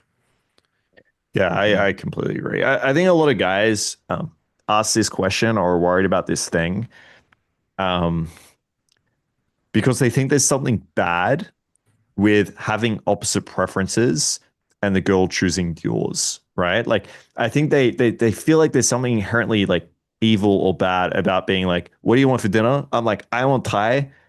She's like, I want Indian, but like, yeah, I'm happy to go grab Thai. Right. I think a lot of guys like, no, no, no, we'll grab Indian. Like, I'm so sorry. It's totally like in a relationship, it's fine to have different preferences and for her to make that choice. Right. So it's fine for you to say, listen, I don't want a relationship. Right. I don't want anything exclusive. This is the dynamic that I want between us. And it's either that or we can not have anything or be friends or whatever the alternative is. Right. But like, this is my ultimatum. Like, I don't want a relationship. It's simple as that. And I'm going to be honest, right? I'm going to be honest about that. I'm going to convey that in the beginning. I'm not going to like take you on these romantic dates and pretend we're in a relationship, right? I'm going to be very clear from the beginning. And then the girl might not say anything, right? She might hint at it. Or there's a lot of girls who will come out and actually say, like, listen, I want a relationship. And then they put their ultimatum on the table, right? Because girls are used to getting in the way when they do this, right? Where it's like, I want a relationship where we're going to have nothing. You stick by what you meant and what you said, and you say, well, I guess it's nothing then. Like, I really care about you. I like you, but this is the dynamic that I want. If you don't want it, it's up to you. Now, you're giving them all the freedom in the world. You're giving them all the choice in the world and allow them to make that choice for themselves. If they choose to stay with you in a casual dynamic, even though they want something more, that's fine. Like sometimes I have guys that being like, should I just end it? It's like, no, if she wants to make that choice, she gets to make it because a lot of these girls, like being in a relationship with you, being casual with you is fun and they enjoy it. And it's like potentially like good sex and good times. And they may want something more, but that's better for them than not having anything at all. So like allow them to make that choice. Like you don't need to take away their freedom and make it for them because you think they might be upset every now and again. So yes, if you have girls that are a little bit more insecure or unable to voice that at all, yeah, I mean, you could lead with that basically, as you said, look, I understand this is what you want. I just want to make it very clear. So like, I'm not leading you on or anything like that. Like this is what I want. And this is, where I see things going. But let her make that choice. All the times the girls are just going to be happy with the casual dynamic. And the thing is that most guys are not that direct and concise. They don't stand on their principles. They usually just bend to whatever the girl wants for fear of losing the presence of potential pussy, right? Or continuation of access. And Yep. so by doing that, it actually makes you more respectable. It could increase her attraction to you because you are not like so many other guys. You're like, oh, this guy's actually standing on his balls. Like he knows what he wants and he's not afraid to tell me. And then on top of it, you're giving them free will, and free will is one of the most attractive things, right? It's like, hey, listen, the door is open. You can leave anytime you want. You can come through anytime you want. It's perfectly fine with me. And then when they do come through, they're treated like really well. They have like good emotional experiences, good sexual experiences, whatever. And they're like, fuck, like I want this man to hold on to me. He's not holding on to me. Why isn't he holding on to me? Yeah. And that girl that I told you about who had the strange like rigor mortis orgasm, I actually I was like her. I knew that she wanted to get married. Right? She was in her mid 30s. She was like, I really want to get married. I'm like, hey, listen, I'll help you out. Go on dates, right? Like, do the thing, right? Like, I don't want to get in the way of that. In fact, I'm going to help you. And so I was like teaching her some things. So it was part like, yeah, we're fuck buddies, but also you're my sexual student. And then I was like, listen, I want you to call me and when you have a date and we're going to discuss like what you're going to wear. Tell me like how he's interacting with you and I can help you navigate that to, your better success. And it turned out great. And she actually did end up getting married. It was a really interesting experience. Yeah, exactly. 100%. Like, I think a lot of guys feel like, yeah, I'm holding it back from ever finding someone. Just like, yeah, she can still go on dates. You know what I mean? Like, she can still go find a fucking husband if she wants to. Yeah, I think like this comes from a place with guys that are often like too agreeable themselves, to be fair. So, Mhm. yeah, just be careful. And no abundance. Like the abundance Mhm. mindset is lacking. Alrighty, on to the next one. Shibari wa o susume desu ka? Can you recommend Shibari? Of course. What? What kind of question is that? Can I I never recommend it? really, What was the question? yeah. Can you Can you recommend? recommend Shibari? I never fucked with Shibari before. I don't know. All I know about it is like Japan and ropes. And like, That's a good start. can, Yeah. can you can you explain this shit to me? I've seen some Yeah. photos where, on Instagram and stuff where like actually that looks really good for like Instagram purposes and stuff like that. But Yeah. yeah, can you recommend it? Yeah, 100%. Like I think yeah, there's like there's a few sides to Shibari. So yeah, there's the Instagram photography, creative sense. Like this could just be like somewhat of a hobby art form type thing. It can be actually completely like non-sexual in a way. Like you could have Mhm. like people that just do this platonically as a performance art, right? Like 100%. That's interesting for one, but like I prefer more the sexual side of things where it's a way to create like that sub-dom dynamic. It's a way to explore bondage where there is way more creativity and flow. Like I think it's you could grab like a pair of handcuffs and there's certain ways that you could add some sexual context to this. Like, you could slowly put them on or like, grab the girl and force them on, things like that. But there's not much room for creativity and it's not very versatile. Whereas with just a few ropes, you can tie the girl up in like a billion different ways, right? And the way you tie her, you can keep it slow, sensual, romantic. You can keep it very harsh and rough. And then also like the girl, I think they feel a lot more of like sexual fantasy and pleasure when it comes to rope than just like a pair of handcuffs, for example. At least that's what I've Mhm. experienced and that's what girls speak of.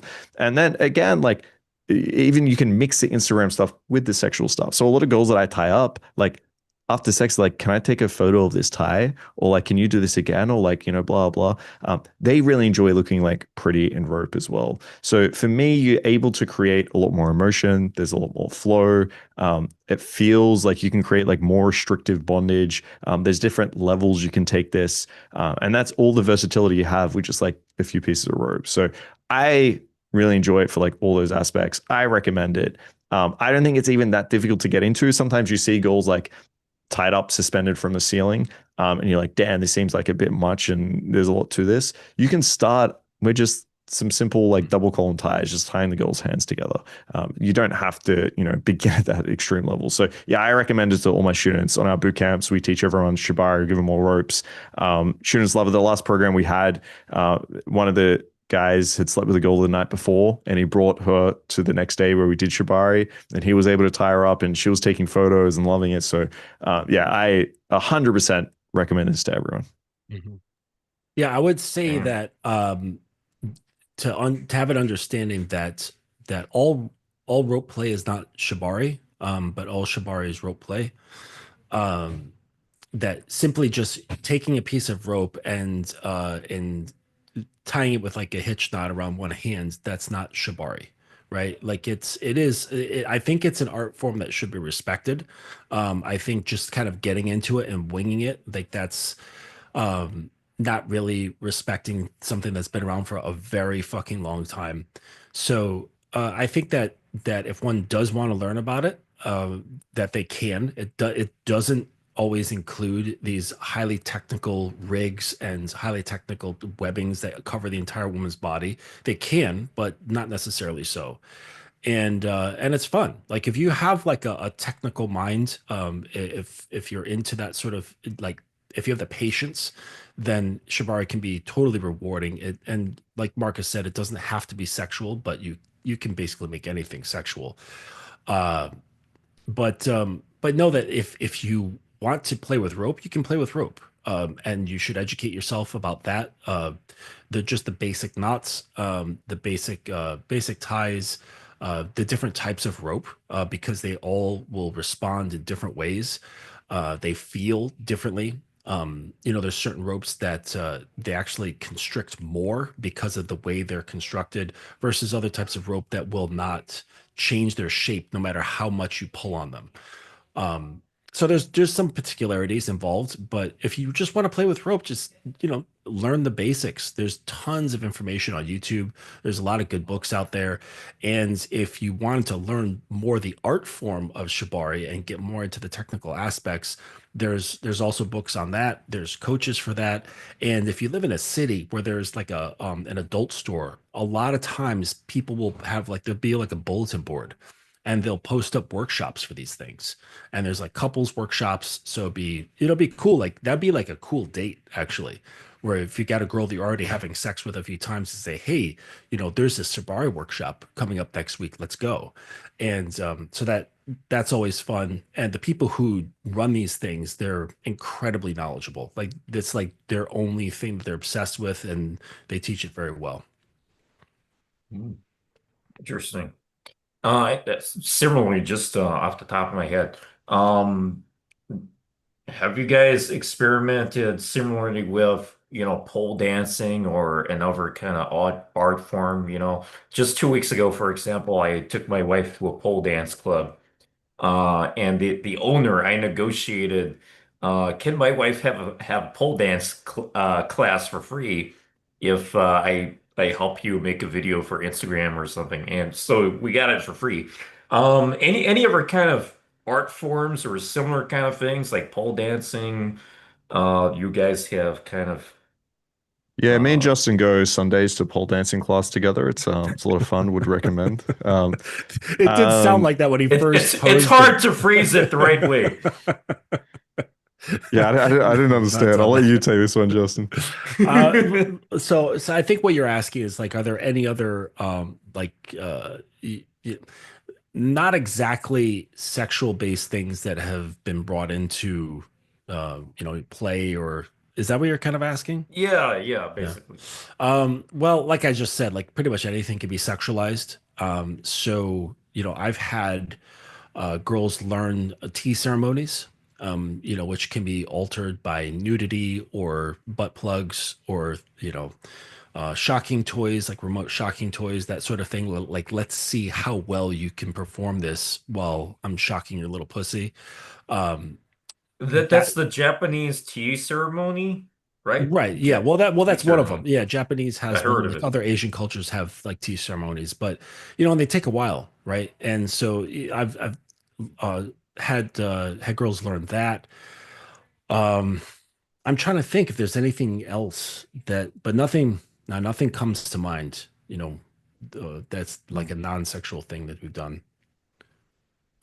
Yep, already. On to the next one.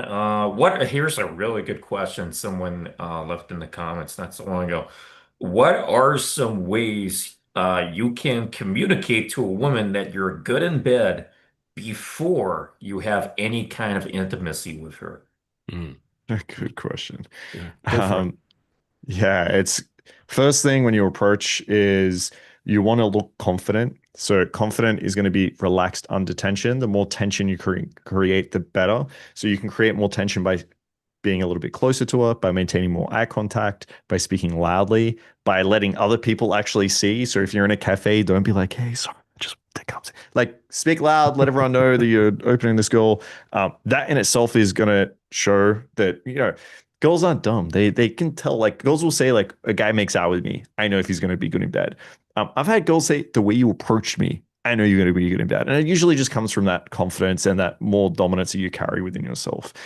Then obviously we can get into more like explicit things. So if you can talk about sexual topics with authority, then it's going to be very clear that you're good in bed. So I have a lot of my students do cold reads, for example. So starting to show they sexually understand the girl. Even on Tinder, this works really well, right? If the girl looks like very innocent, a lot of our students will say lines like, listen, I can tell most guys, especially on here, probably think you're like very innocent and inexperienced. But I can tell you have more of a like devilish side to you. I can tell you have more of a fun side to you. And a lot of these girls, it's true, right? A lot of girls are sexual. They're on Tinder, right? A lot of girls do have sexual fantasies. And if they look innocent, most guys just treat them that way. Other girls, right? They could be like a boss bitch, and you could say, I could tell you have a very strong feminine side to you, right? Again, like you could go into it. Like a lot of guys think you're fucking dominant, masculine, manly. I wouldn't use those words, but like you can start to communicate this. I can tell you're soft and feminine and actually want a dominant man to be with you. Mhm. So if the girls start hearing that, they're like, damn, this guy gets me, right? I walk around this world where every guy has no idea that exists within me. I don't even tell my friends about this. This motherfucker knows I'm submissive. How the fuck does he know, right? So that to begin with shows a lot of authority. And then, as I said, you can start to run like sexual fantasy routines, as I call them. So as you develop more sexual tension, the conversation starts going. You can then start to say like, look, I'm curious. I think you're into this. What have you experienced? You could even just like, what's the craziest thing you've ever done? You could talk about your sexual experiences. All of this will lead to a point where I want the girl to know she's about to have the best experience of her life. That's what I want it all to lead to. And then yeah, last point, I guess, is like physicality. I try not to teach my students to be too physical. I think people overuse this a little bit too much and it can start to feel a little bit needy. Like, feel the guy's like constantly trying to make out with the girl and you're making out for a really long time. Like, I would rather just make out really well for a short period of time, have her know, wow, that was great, and then have her think like, damn, I want more of this, and keep that tension there, have her wanting more. Yeah, what do you reckon, Justin? Yeah, well, I think I'm glad you mentioned that one part about the physicality and stuff like that. Like, I'm not a big fan of Kino. I can't stand it.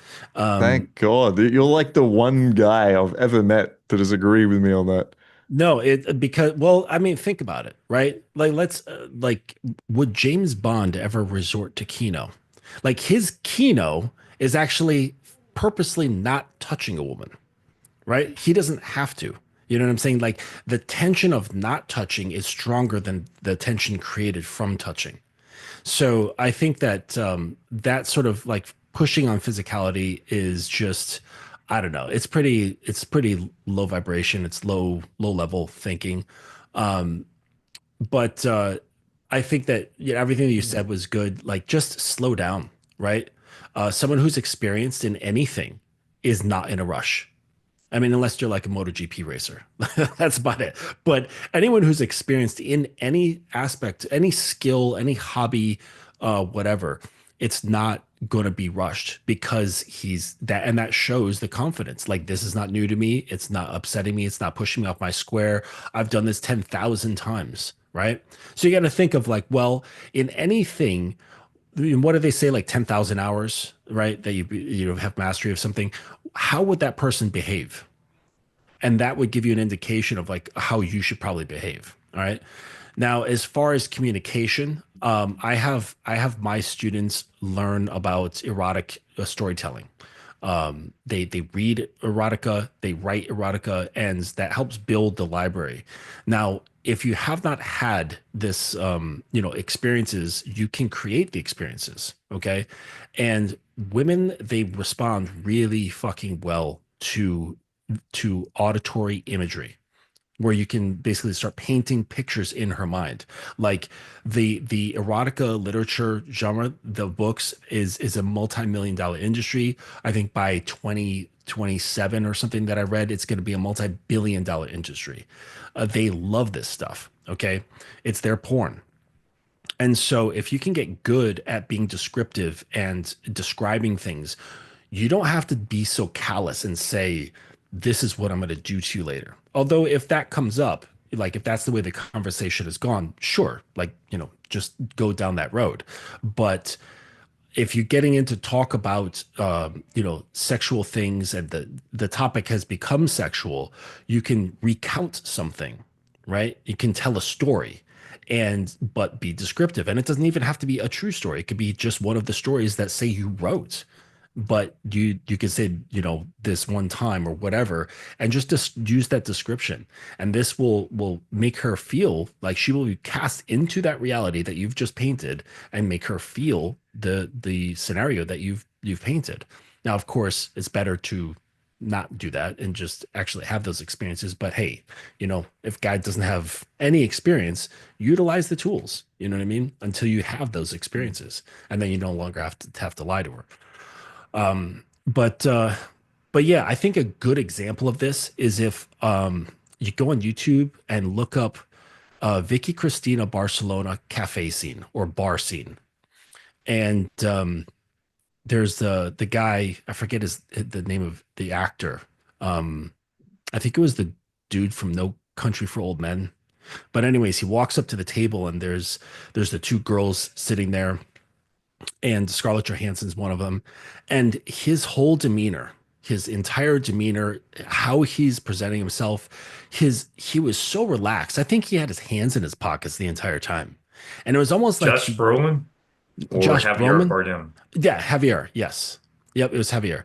And it was almost like he just didn't even give a shit, you know? And he was just like, hey, listen, he looked at the one girl, says, what color are your eyes? That was like the first thing he said. He didn't introduce himself, none of this stuff. It's just like, hey, what color are your eyes? Or are you American? I think maybe that was his first line. I don't remember. But and then he just described what he wanted to do. Listen, I want to go to this island, that's nearby. We're gonna fly there. There's a beautiful sculpture there. We'll drink, we'll have sex, we'll enjoy food. It'll be fantastic, right? But the whole idea is to look at his demeanor, the actor's demeanor. It was just super relaxed and almost like he didn't give a shit what their response was. And I think having that attitude is incredibly important because I guess really that comes down to the outcome independence. Like he really didn't care whether they said yes or no. He was just offering it. And I think that is supremely beneficial for guys who are trying to get a read on girls as far as like their level of interest and, their arousal and that sort of thing. I wonder what Sean Connery would say about this. Maybe he'll say, "Ah, yes, kino escalation is the only kino escalation I do is when I slap her with my misogyny." Uh, Yes. Oh, I loved that interview. Sean Connery is the best. I was like, "Damn, that's crazy." Mhm. Anyway, any other comments on this? Mhm. Great, damn. Yeah, let's see. Forget to pick a question before finishing this one. Let's see. Oh, okay. Here's a great one. We never talk about enough, like as society. What do you do when a girl is on her period? Well, there's two other holes. But, Um, but go I ahead, Marcus. mean, I don't mind Yeah. period sex. Like the first thing I think about is like making her comfortable. So like if she tells me that or asks me about it, I just say like, listen, I don't give a fuck. And I mean, I honestly don't care. Yeah. So yeah, just letting you know I'm comfortable. Some girls like don't believe you at first. So if you're like, oh, period, no, that's fine. She's still gonna like push on that a little bit, obviously. So I'm like, no, honestly, I don't give a fuck. And then if she's a little bit like embarrassed or worried about it, then I try to let her know the benefits of period sex. So it can help relieve any like pain that she has from the Mhm. period itself. There's like added lubrication, so it might feel better for her. She's usually in a state where she's like might be a little bit more hormonal or a little bit more horny. I know a lot of girls that just get like super horny on their periods. And some girls, honestly, they find it kinky. So, I mean, it doesn't work Sure. for me. If they're embarrassed, then you can just say, like, look, we can have sex in the shower. You can have a shower first. I have some red towels that I can use. So I just like throw those down too. Um, and yeah, have some fun with it. Obviously, if you don't like period sex, then yeah, you can either have sex in the shower or I don't know, get a suck your dick or explore some other things you want to do. But period sex isn't that bad, right? Like if she's Yeah. just shouting shit, usually there's not much that there's really not that much blood. But yeah, like almost all my students are fine with it.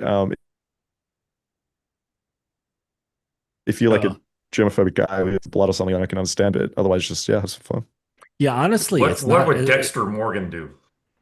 Yeah. smear it all over. It's actually not a whole lot of blood. Like I think guys think that it's just gushing out of them, and it's really not. I mean, some girls, sure, like some girls that like they might have a little bit more than others, but typically speaking, like I've bled more from cuts. It's really not that much blood. Yeah, I think At it's like 30 mils during that period or something. I'm gonna look it up now, but yeah, it's not Yeah, much. it's not a lot. Like maybe you'll get like a little bit of a bloody glazing on your dick. It's not like it's like dripping off of it. You know what I mean? Like you dipped your dick into a massive wound. Um, it's not like that. So the I would also suggest getting dark colored towels. I use black towels. It's totally fine. And the biggest thing is really to just show that you're not bothered by it. And I really don't see why you should. I think there's just a lot of stigma. So if you have a problem with it, if you find it like, weird or gross or whatever, like settle down with your ego and really ask yourself why. Like what's the objective, reasonable reason for me to say that this isn't good, right? Or that I don't like it, other than it emotionally makes me feel weird. Like, fuck that. What's the real objective reason? And if you really can't come up with something, just understand then that you just have this emotional belief about that. And it really shouldn't be that big of a deal. Um, and yeah, Marcus is right. Like some girls, they typically their hormones are tanked at that point. So they're uh, for the most part, they're not going to be as horny as their ovulation stage, but they're going to be emotional. So this could be a time where the type of sex that you are delivering could be something more of like a connective, sensual sort of thing. But then of course there's other girls who they are fine with it. They have a kink around it, that sort of thing. And you can even push into, if the girl is into degradation, you can push into that as well, and telling her, what a bloody fucking mess she's become, and that she has to clean up and now she has to wash her sheets or whatever, there's a lot of different ways, but it all comes down to you being comfortable with it. And so the more comfortable you are and the more unfazed you are with basically anything that happens with a girl, the better off it is for both of you. For one, mine, you actually described it perfectly. It's like a glaze, basically, like a Hmm. glazed donut. That's pretty much, I was trying to think of a way to actually describe it, but that sums it up perfectly. Um, yeah, for me, it's funny. We didn't polls on this. I don't want to take the time to bring up the numbers, but there are a lot of guys who are kind of uncomfortable with this. And of course, there are women who are uncomfortable with period sex simply because maybe they never had it or they did before, and the person they were having it with um, didn't inspire the comfort or the confidence there. So I years ago I found like some research or something. It seems, unless I'm wrong here from whatever I remember, it seems that it's actually biologically better to have period sex because it strengthens the uterus lining or something. I can't remember. It's something I read years and years ago. So Hmm. that's something I would have said to have her more comfortable about it because, plenty of times it's October right now. Her thing happens once a month, so it's an inevitable fuck, I can't speak. Inevitable case that happens if you spend enough time with women with those sexual opportunities. And often, it comes up, I have my period right now. I can't. These are the words they'll kind of use. And sometimes they genuinely believe, sometimes, that it's better not to. And sometimes they just say that because they're not sure how you feel about period sex. But if you're that guy who's like, it's okay, it's actually better for you to have period sex because it strengthens your uterus or whatever the effect is. Um, that's the way that I'd like to go. It's good to have towels like Marcus has. Unfortunately, because my surname is White, I like all my towels to be white. So what I Yeah. do instead is have at least two towels. One is my main one. I don't use my main one for anything other than showering, but then one I'll use for other purposes. Yes, red will make it worse over time, but as long as the washing machine setup is good enough, then it's no problem for the secondary towel. But yeah, that just goes on the bed. Yeah, I don't think there's anything else I have to add for this, but essentially my message is for the guys watching, you can do it. So I never uh, let her saying I can't do it be the end of the story. I just let her know, actually, yeah, there is a way to do it, and I'm not freaked out or anything as long as I communicate You could that joke with her too. there's a benefit to it, and I'm not afraid of blood. Like Hmm. this ain't my first rodeo kind of thing, then yeah, normally it's no problem You know, you could for joke with them no. too. You could, like she said, like, "Oh, I can't. I'm on my period," and you can pretend to be astonished and say, like, "Why? What's gonna happen? Is my dick gonna get melted off?" And just to Is it take going to her get covered in red hot wax? right. So, well, just a sense to minimize and make a joke out of her position to kind of like lessen the seriousness to give her the signal that, like, hey, this is no big deal to me. What's worse, anal or period vaginal kind of thing? Anyway, I got nothing but bad sex jokes today, so let's just move on swiftly. How important is foreplay, and what are some underrated techniques? I'd say a foreplay is If you're really into that. important. I'd say foreplay is more important than the sex itself. And that's because there's a lot more variables. Like foreplay can entail tons of different things. There's no real like rules or picture of like what foreplay should be or how it should roll out. And this is where you can control intensity, you can control tempo, you can control things like delay, so timing, and those sort of things are what actually really drive the woman's arousal, not the actual sex part. You can drive arousal through the roof with these sort of things. And it becomes then sort of like a game where if like you're playing with a cat, and if you do it just right, with this, like maybe with a string, you can keep them entertained for a very long time, right? And so I love the idea, and the whole notion is that people think that the foreplay starts with, oh, like just some soft sensual kissing, gentle touch here and there, and yes, that is like a form of like physical foreplay, but the foreplay actually begins in her mind when you start communicating with her, either like that day, or maybe when you just first meet, and how you wield her mind and how you wield her emotions. That whole thing starts as foreplay because with women's fantasies, that's where it all starts. With her arousal, it all starts in her head, and her arousal gets carried through with her head. And to the point where sometimes if you wanted to go this way, you don't even need to have physical touch to really bring about arousal or even orgasms.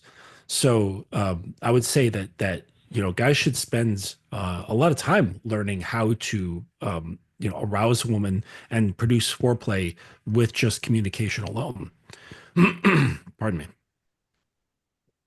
Yeah, I agree. I think like foreplay, um, I don't even like the term.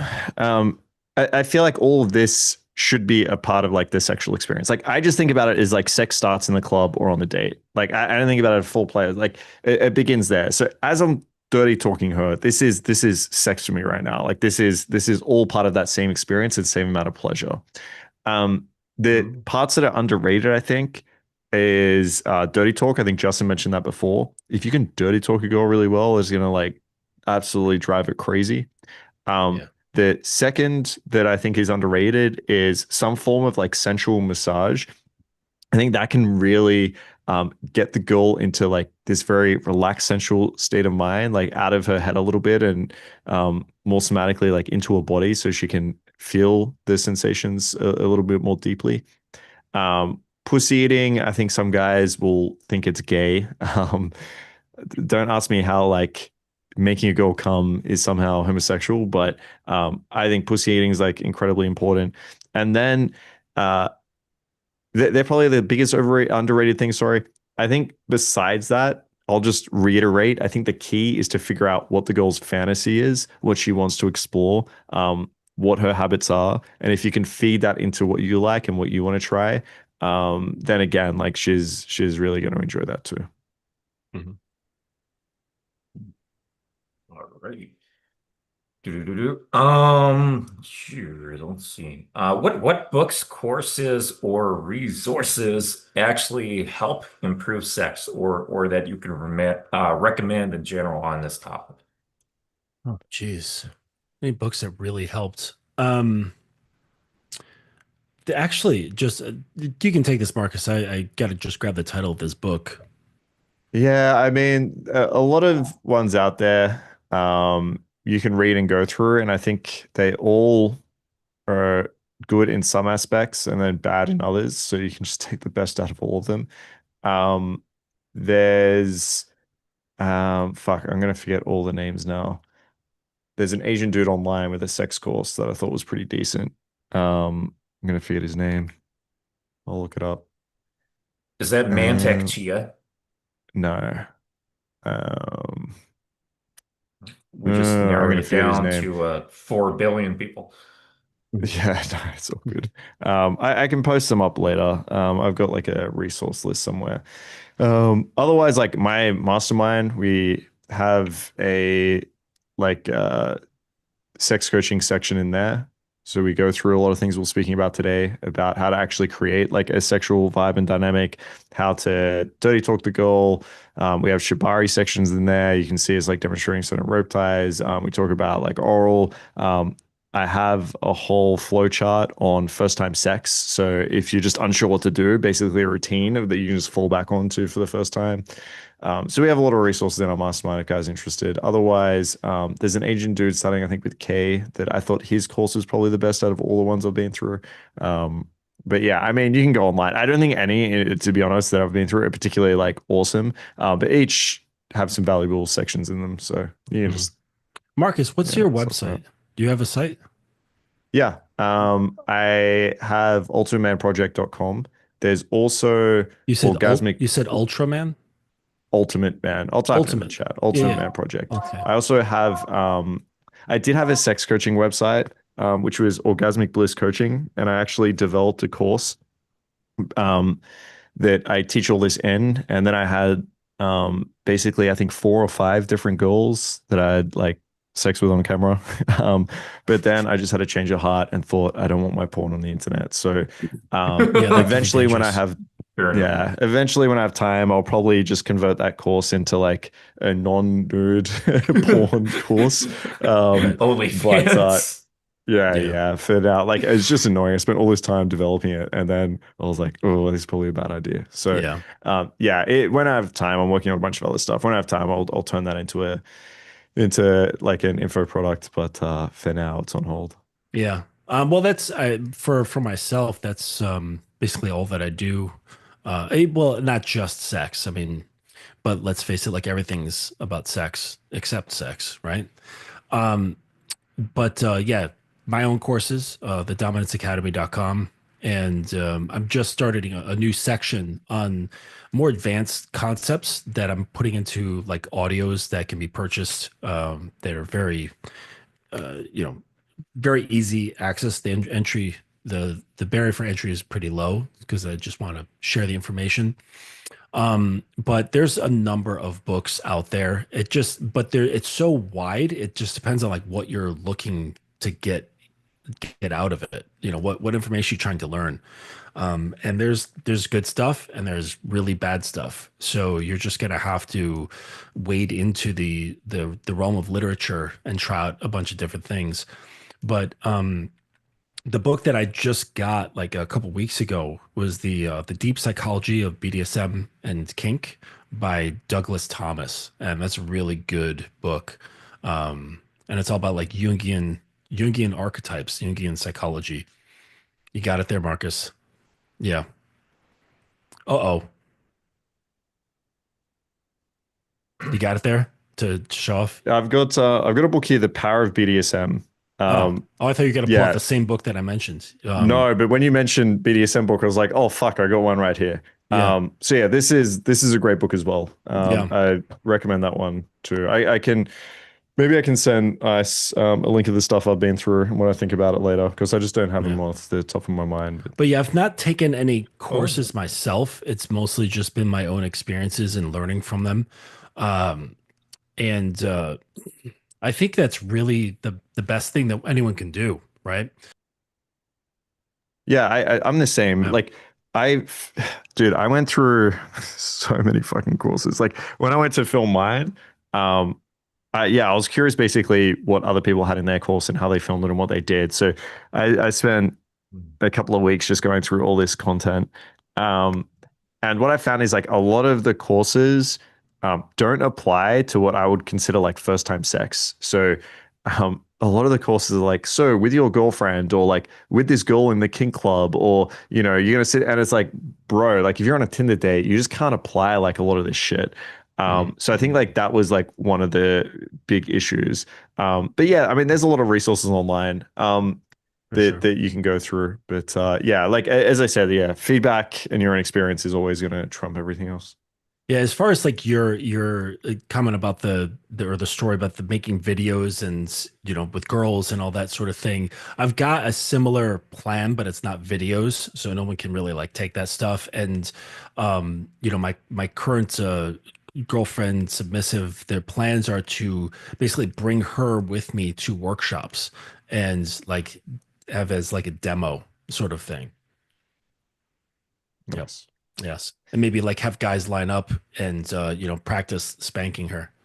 Yeah, that's what we so on our 2 week, like I call it rite of passage, on our 2 week cold approach program, we do a couple of days of sex coaching, and that's what we do. We bring in a girl, the guys can practice massage, like Oh no, I'm choking, straight of like spanking. having her like just bent over the table and say, "All right, boys, line up."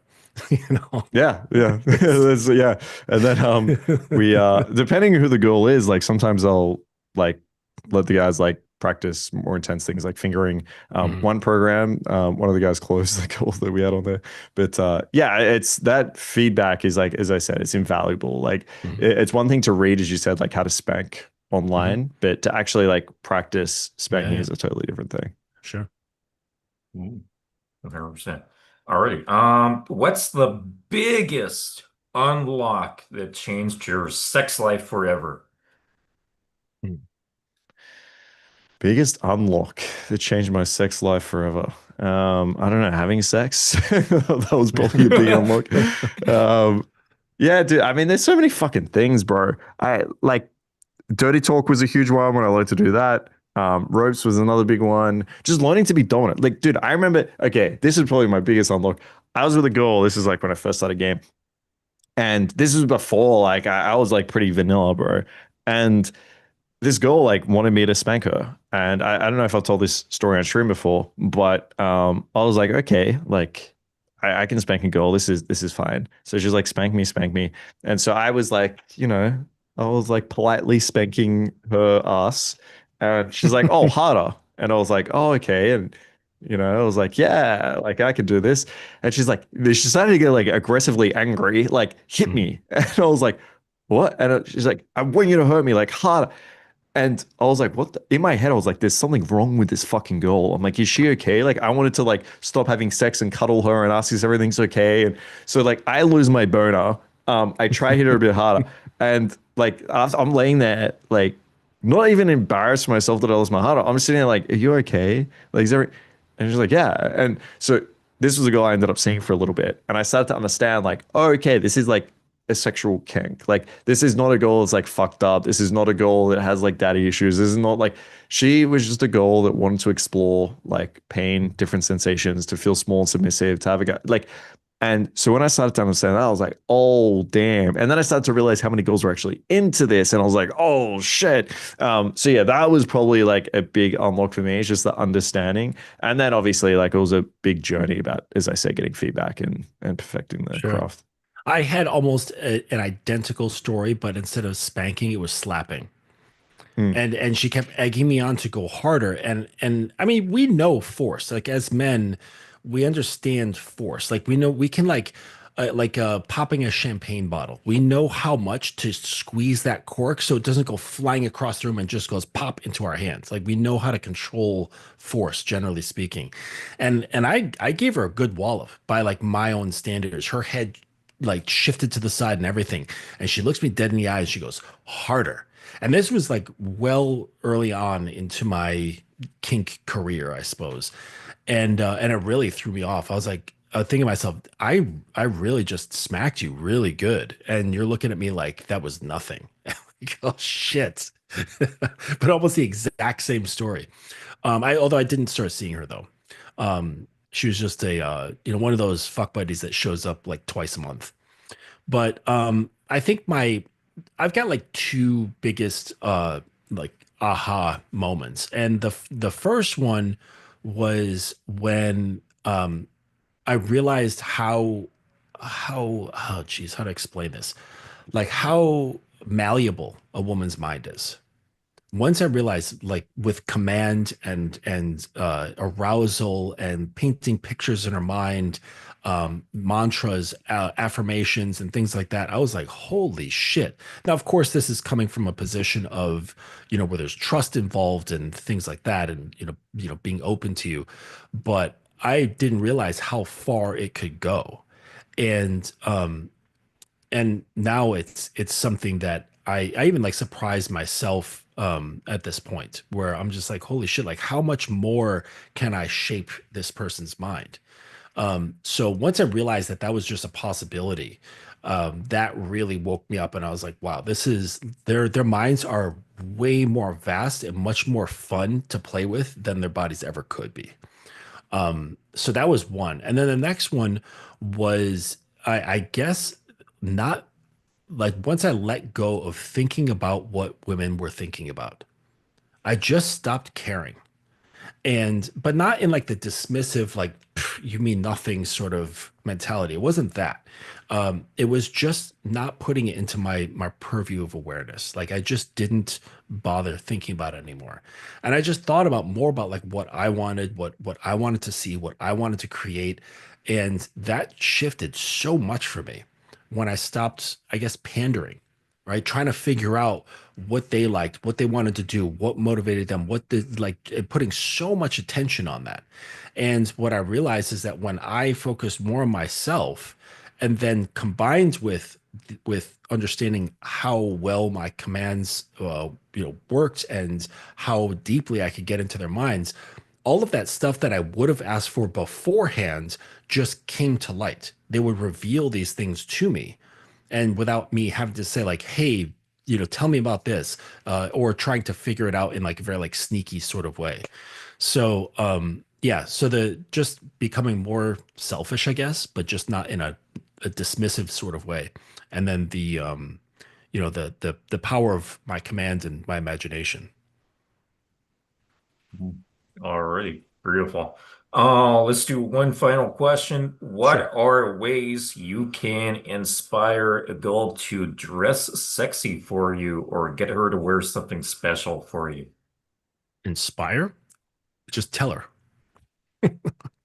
right? I Like I if put you it in a non-misogynistic way for the feminist way. I'm just kidding. No.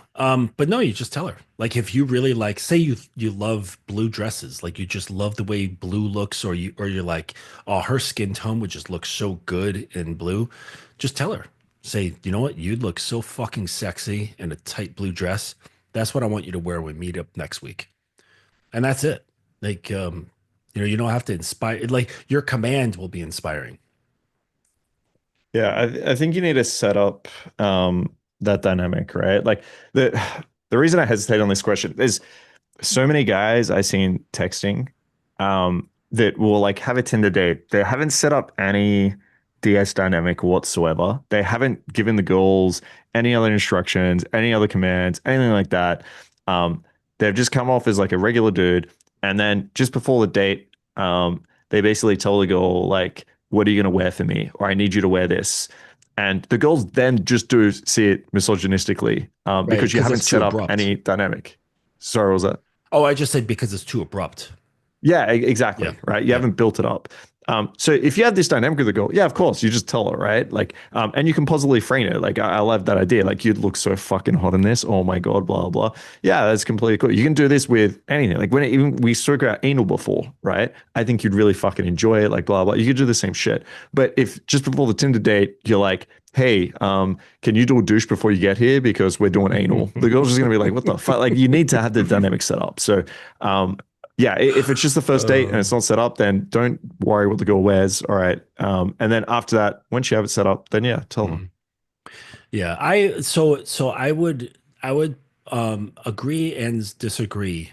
Um but it is agreeing actually. But so I have straight up been very straightforward, very vocal with that. But again, like this is how I am. right? Like that I'm completely sunk into this is just who I am and this is how I communicate.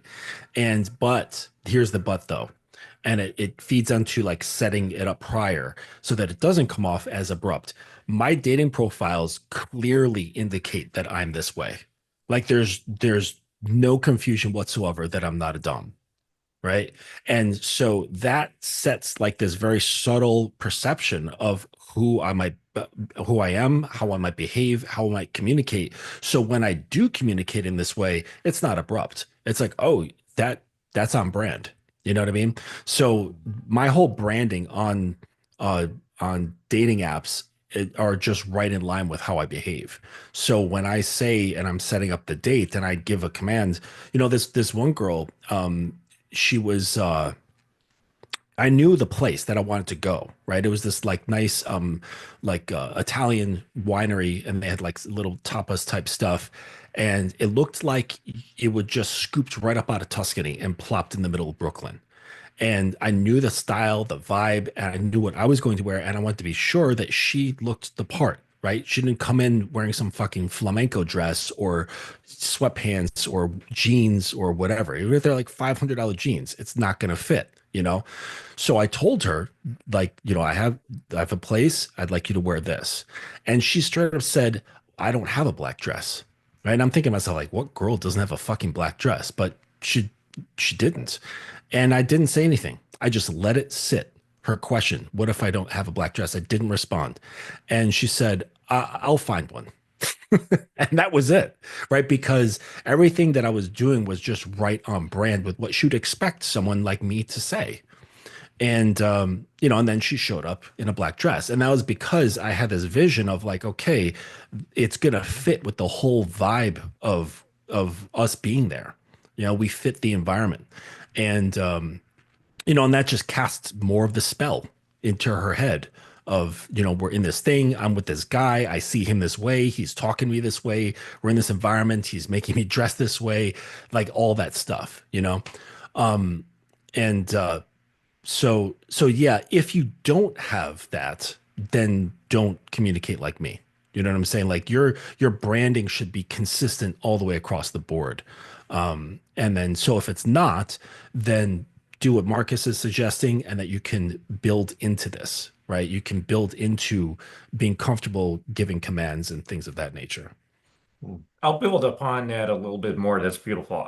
Women love to play along with, let's say, themes. So, you mentioned it was almost like copy and pasted from an Italian city straight into New York. Hmm. My wife, for example, last night she found Victoria's Secret is advertising the fashion show 2025 or whatever it is. And on the video on the Peruvian page, they changed the subway trains pink. Some of the subway trains are advertising it, so they're pink. Victoria's Secret, they got lingerie models on it. So me and my wife last night were like, okay, so tomorrow, as in today, if we have time today, could just go to a fucking subway station here, Metro, we call it, in Lima. Wait for one of the pink trains, and she could dress in pink or something, and we could just have something for Victoria's Secret.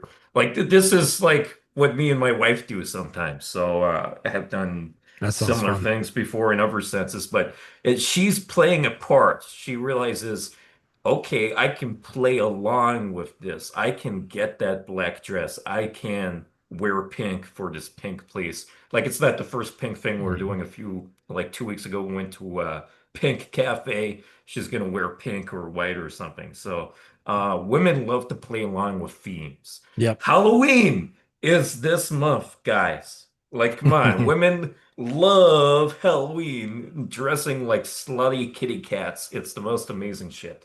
So, Yeah. 100%. Any other Yeah. comments on this? Yeah, no, I love that, and that sounds like a lot of fun. And just to kind of strengthen what you're saying, that goes back to what I was talking about with like the power of narratives.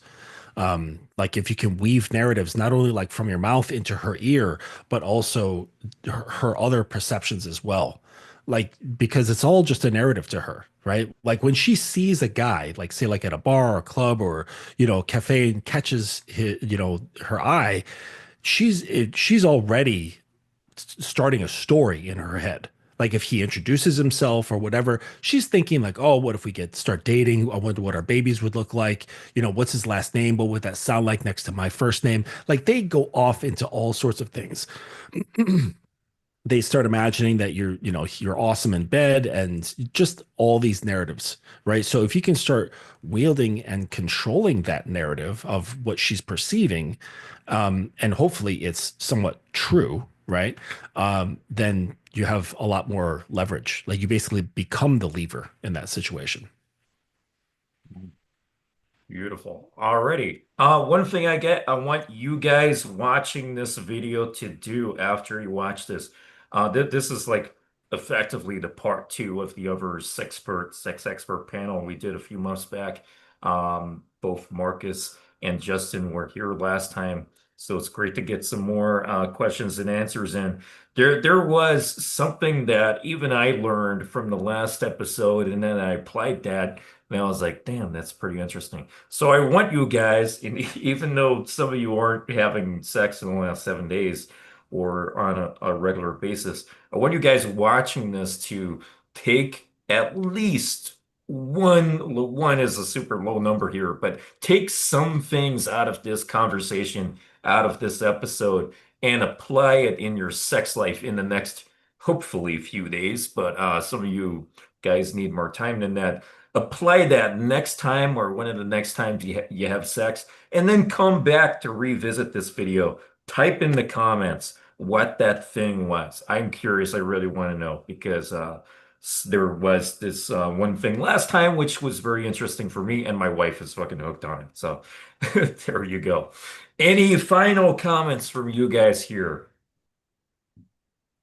No, good. Yeah, if you want to find out more, Ultimate Man Project, you can check out our YouTube. You can join our mastermind free for 2 weeks. We have a bunch of content in there. You can check it out. If you want to stay, stay. If not, fuck off. All good. Yeah, thanks for having us, Ice. It's been good to be here. Cool. Yeah, no further stuff from me. Just be open-minded, experiment. And if you want to check out more of what I got going on, go to thedominanceacademy.com. And all of my consultations, the first consultation is always free. We can talk about whatever you want to talk about. And a lot of options for coaching from the website. So yeah, again, Marcus, good to share the stream with you. And Ice, thank you for having us. Thanks for jumping on. There's a little debate happening in the chat right now about sex toys. What's going on? Yeah, there? I mean, Sea Devil, he lost the girl from having a sex toy. He's trying to tell everyone in the chat not to have sex toys anywhere near the girl because you'll lose her. She'll fall in love with a sex toy. She'll never want to see you again. I'm sorry, Sea Devil. Okay, listen.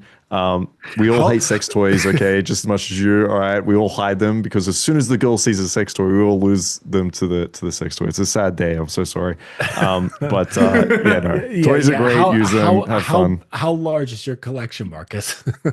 I've got a very large collection. All right, and it pulls the girls in more than I lose them to them. But Sea Devil, rip. Oh man. That almost brings a tear to my eye. Yeah. That's hilarious. Is it this big, Marcus? Is it this big? It's so fucking hard to see because it's transparent. What is that? It's clear. It's a butt plug tunnel. Oh, and, nice. Oh, you yeah, can see. Yeah. Exactly. You got to get one of those cameras on the end of a tunnel, wire. So. You need to get exactly. a camera at the end of a wire that like plumbers use. My webcam is useless, so can't use that. Alrighty. Now, one flaw in what you're saying, Marcus, is I don't know. Maybe girls can fall in love with their sex toys now. There's this thing called AI. The AI is going to have a better personality. Bro, if you're losing girls to sex toys, you got a lot more problems, okay? Like that's, listen, if AI sex toys are A-mogging you, all right, then fuck. All right, GG, good luck. No, you're sweet. Like, just real quick story on that. And I may have told this before, I'm not sure. Like, I had a girl that was in our social circle. She was fucking one of my friends. And he used the Doxy. It's similar to a magic wand on her. And we were having a chat. She's like, holy fuck, Marcus. She's like, this thing I had is incredible. Like, because I was the one that recommended it. She's like, where can I get it? What can I do? Then the next week she comes back. She's like, I don't think it's the same one that he used. It's just not enjoyable. I didn't like it's not as fun. And I'm like, yeah, because he was using it, right? Like there's so much more sexual context there. She went back with him and she's like, oh my God, like it's insane. It's just not the same. So like girls aren't gonna magically fall in when you masturbate, that's not the same as like fucking a girl. You're not fucking girls because you have a hand. Girls aren't going to fuck you because they've got a toy, right? Like it's nothing to be worried about. You actually using it, they associate all that pleasure with you. They want to come back for you and they want to explore different things. So, yeah, I understand it's a concern. I'm kind of trolling whatever this guy's name was, but like it's a concern. I understand, right? Like you might use a toy and you're like, oh, I'm worried she might enjoy this more than me. You have to realize that is a part of you, an extension of you. So when you're using a toy, she's going to associate it with you. So you'll be fine. Sea Devil. Good luck. And also, when a woman's fantasizing and masturbating, she's not thinking about a toy. She's thinking about a man, Sure. or a woman, or a horse, or whatever. But it's certainly not a toy. Or an octopus.